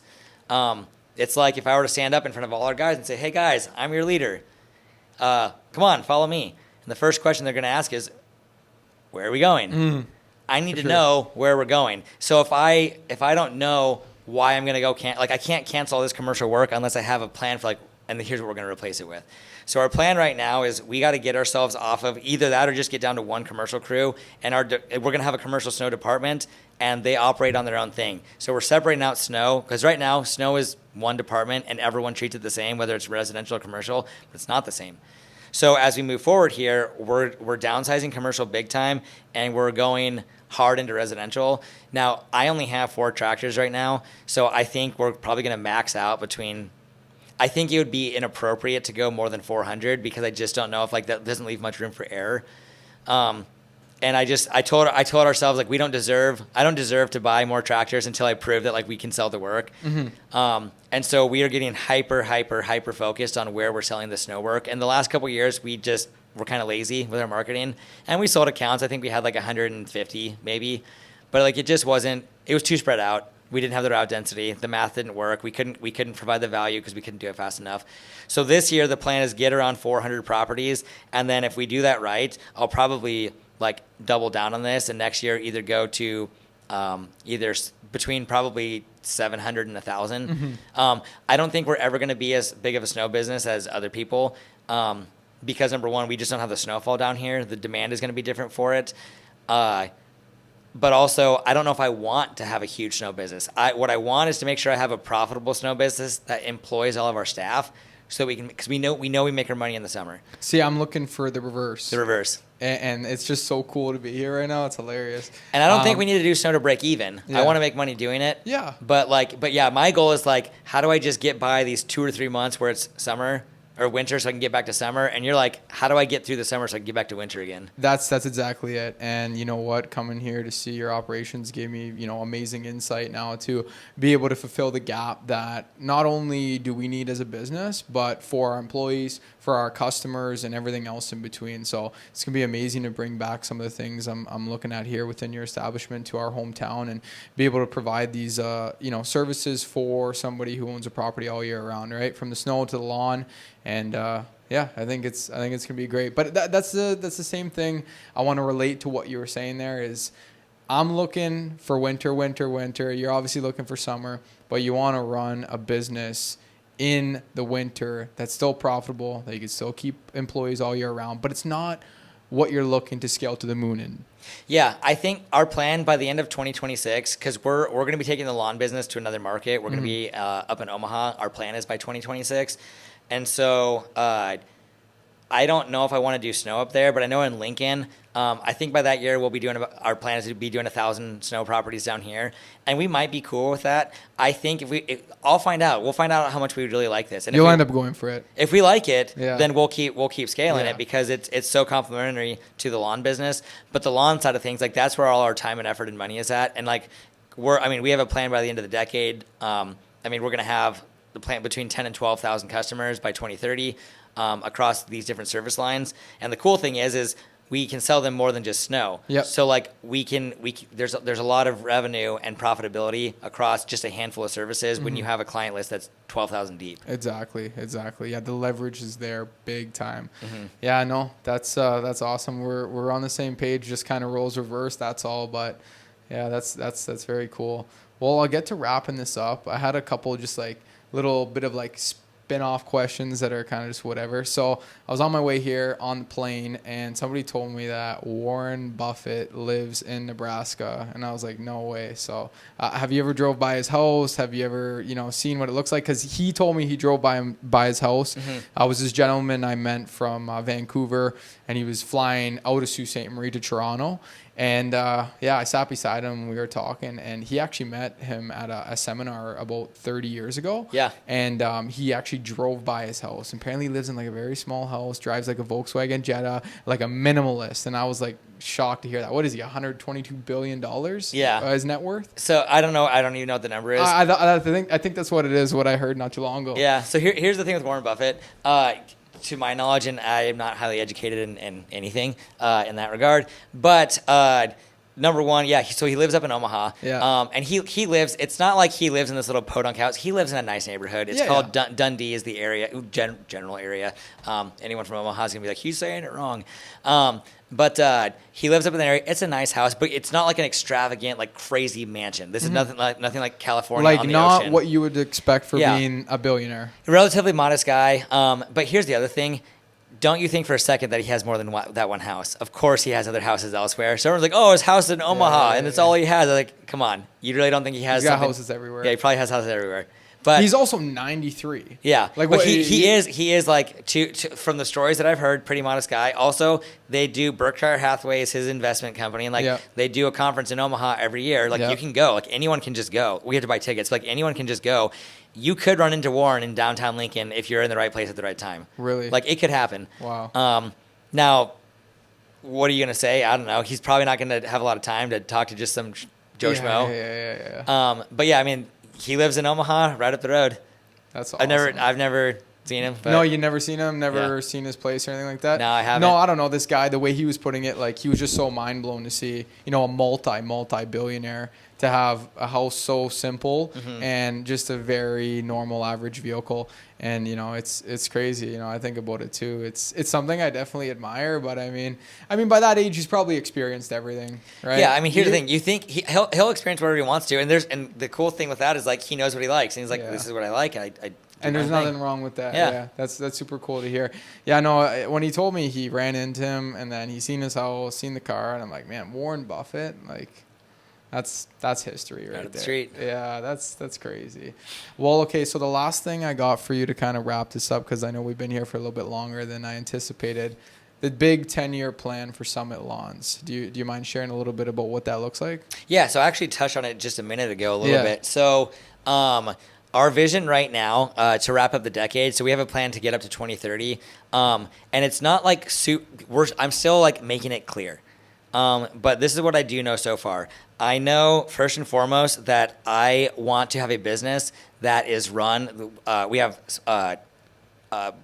basically 7 main service lines: mowing, fertilization, weed control, what we call detail, which is trimming bushes and mulch, Christmas lights, residential snow. That's actually that's the gist of it. That's the main part right there. We want to have department managers on top of each of those. We want to have at a minimum 2 locations, Lincoln and Omaha. Probably those 2 is what it's going to look like. We will probably be around $12 million is what our goal is. That's what we want to be doing. And I want us to be servicing around 12,000 clients. If our average client spend is around $1,000. Part of this vision is that there are some pretty amazing jobs for people who are here. So the people who get to lead these departments, like we get to pay them really well, and we get to provide them vehicles.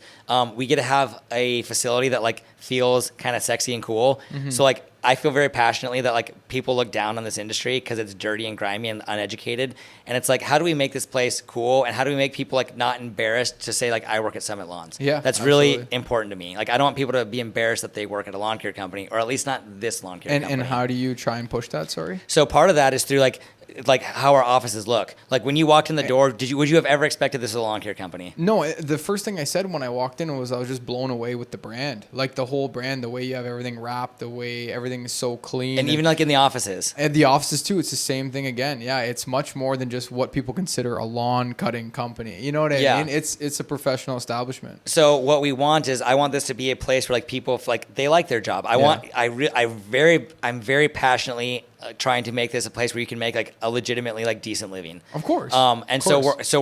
We've been working with like incentivized pay for multiple, like right now we just rolled out a pay for performance I know we were talking about this. With our fertilizer technicians. We're going to be rolling this out in other departments. I want to be able to incentivize pay for other opportunities in the company, so that like people feel like they have control out of their outcome. Like they get to work here, and it's like I'm not a victim in my job. Like if I want to work a little bit, I work a little bit. If I want to make more, I can work more and make more.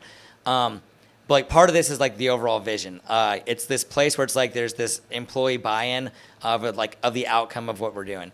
So there's a number of things going on. I want us to be known in our community for being like a really cool company that like gives back. So like we volunteer our services not only in the summertime, doing what we call random acts of cleanup. We've only done a couple of those this year. We intended to do more, and we kind of sucked at. It's actually hard to give away your work for free. Yeah. Because like people don't want you to trespass on their home, so that turned out to be a weird one to figure out. So we're still figuring that one. But like giving away snow removal, and we call it Snow Angels, where we do free snow removal for households in need. So we want to be known in our community for doing stuff like that. No, community giving's huge. Yeah, if you want to dominate in the market, like that's something I'm really trying to do this year. I agree with that strongly. Yeah, and it's part of it is a growth strategy. Part of it is we just want to go do cool things. It's at what point do we get to say, wow, like we have this really cool business and we have these all this equipment and all these vehicles and all this nice stuff. Like what cool thing could we go give to the world and go do with this? And what's really cool about the work that we do is it's super visual. So like when we go do a job and we do a good job, you immediately get to see like a very distinct before and after. So it feels good and it's cool to like go take, like we just did an elementary school and like we cleaned up all their landscaping to make it cool. But like doing like a public park or doing someone's house who like couldn't take care of it, it's just cool to like see like this big turnaround. So we have all these skills. What cool things for the world can we do with these skills? And I don't want to like, when you get into what's called like the do-gooder space, like where you start like volunteering, I don't want it to look like we're like trying to like virtue signal and like, hey everyone, look at us, we're doing good stuff. Like I don't want that to be, I don't want to be perceived like we're trying to get attention. You're doing it out of goodwill. But we want to do it out of goodwill. Period. And I want to have a reputation of being known as a company that does good things for people. I want to be known for like having high quality in everything we do. We have a high quality service with high quality people. Likewise. Yeah. Here's the analogy. I guess I'll wrap it up with this. The analogy I make all the time is we want to be the Chick-fil-A of lawn care. That's awesome. Wait, where'd that come from? I made that up. You made that up? Yeah. So, and the idea here is this: we are not trying to be a 5-star steakhouse. Yeah. Like we're not trying to be one of these places where it's like $300 a plate and it's super high end and super expensive. We want to be for the everyday person, but provide like a really convenient, fast, smooth, like high quality experience for fast food. Like we are a fast food lawn care company, but we're a high end fast food lawn care company. So it's like we're super fast, we're high quality. Everyone is super, super nice. We're trustworthy. People trust us for what we do. It's that kind of feeling. Wow. It's not dirty. It's not grimy. Like there's a very distinct difference from a Chick-fil-A to like a Waffle House. Yeah. Or like a Taco Bell. What makes you pick Chick-fil-A though? It's the cleanest fast food thing I could think of, and one because of the most Chick-fil-A successful. is highly successful, highly simple. Yes, there it is. I was waiting for it because I've you know who made a metaphor towards this was actually Alex in one of his podcasts. Yeah, so I've been saying this for a couple years, but I heard him say that recently. Build your business like Chick-fil-A. Yeah, I think it's there's like 8 items on the menu. It's all it is chicken. And apparently it's like the same thing made like 7 different ways. Yeah. But it's the same ingredients. Yeah. So like everything's just so simple, so systematic, just like the way we're trying to run our business. And what's cool about that is then if your business is really easy to perform on the operations, then you can provide like really unique, cool customer experiences that no one else can do. Yeah. Everything about being simple is better. We already talked about this, like the way you train your staff to the ingredients that you have to have, to the parts that you maintain, like all these things.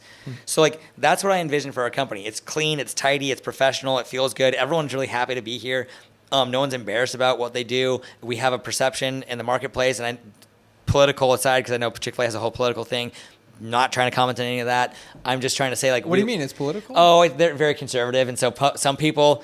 Oh, like, really? I yeah. didn't know that. So like some people will be like, "Oh, you want to be like Chick-fil-A? Like F you guys." And I'm like, "Do you not get the metaphor, man? Like let's not make this a political thing." Yeah, but you know what? They're thriving. I think what I heard in the podcast, they're 12 times bigger than Subway and like 4 times bigger than McDonald's.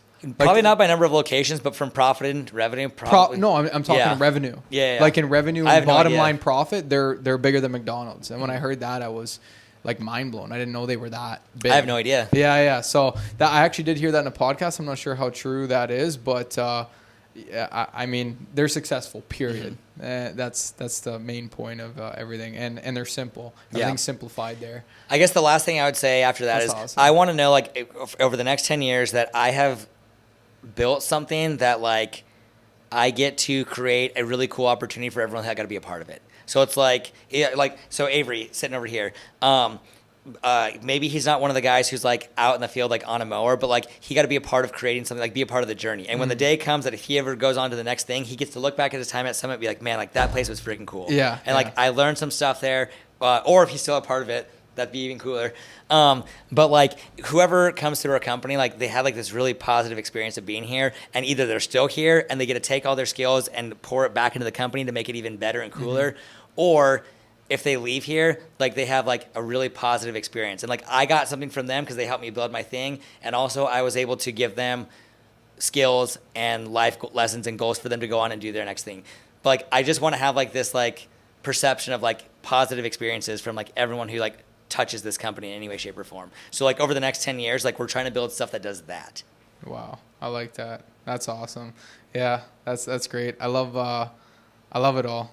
It sounds like music to my ears. So in terms of like target numbers, you said 12 to 13,000 customers, right? Yeah. By 2030. By 2030, if our average client spend right now is right around $1,100, so like that would be like a $12 million company. 2 locations or possibly a third?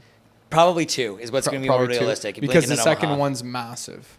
There's a lot of opportunity in the other market. Like we're 300,000 here in Yeah. Lincoln, which is huge. That's 4 times the size of my city, basically, right?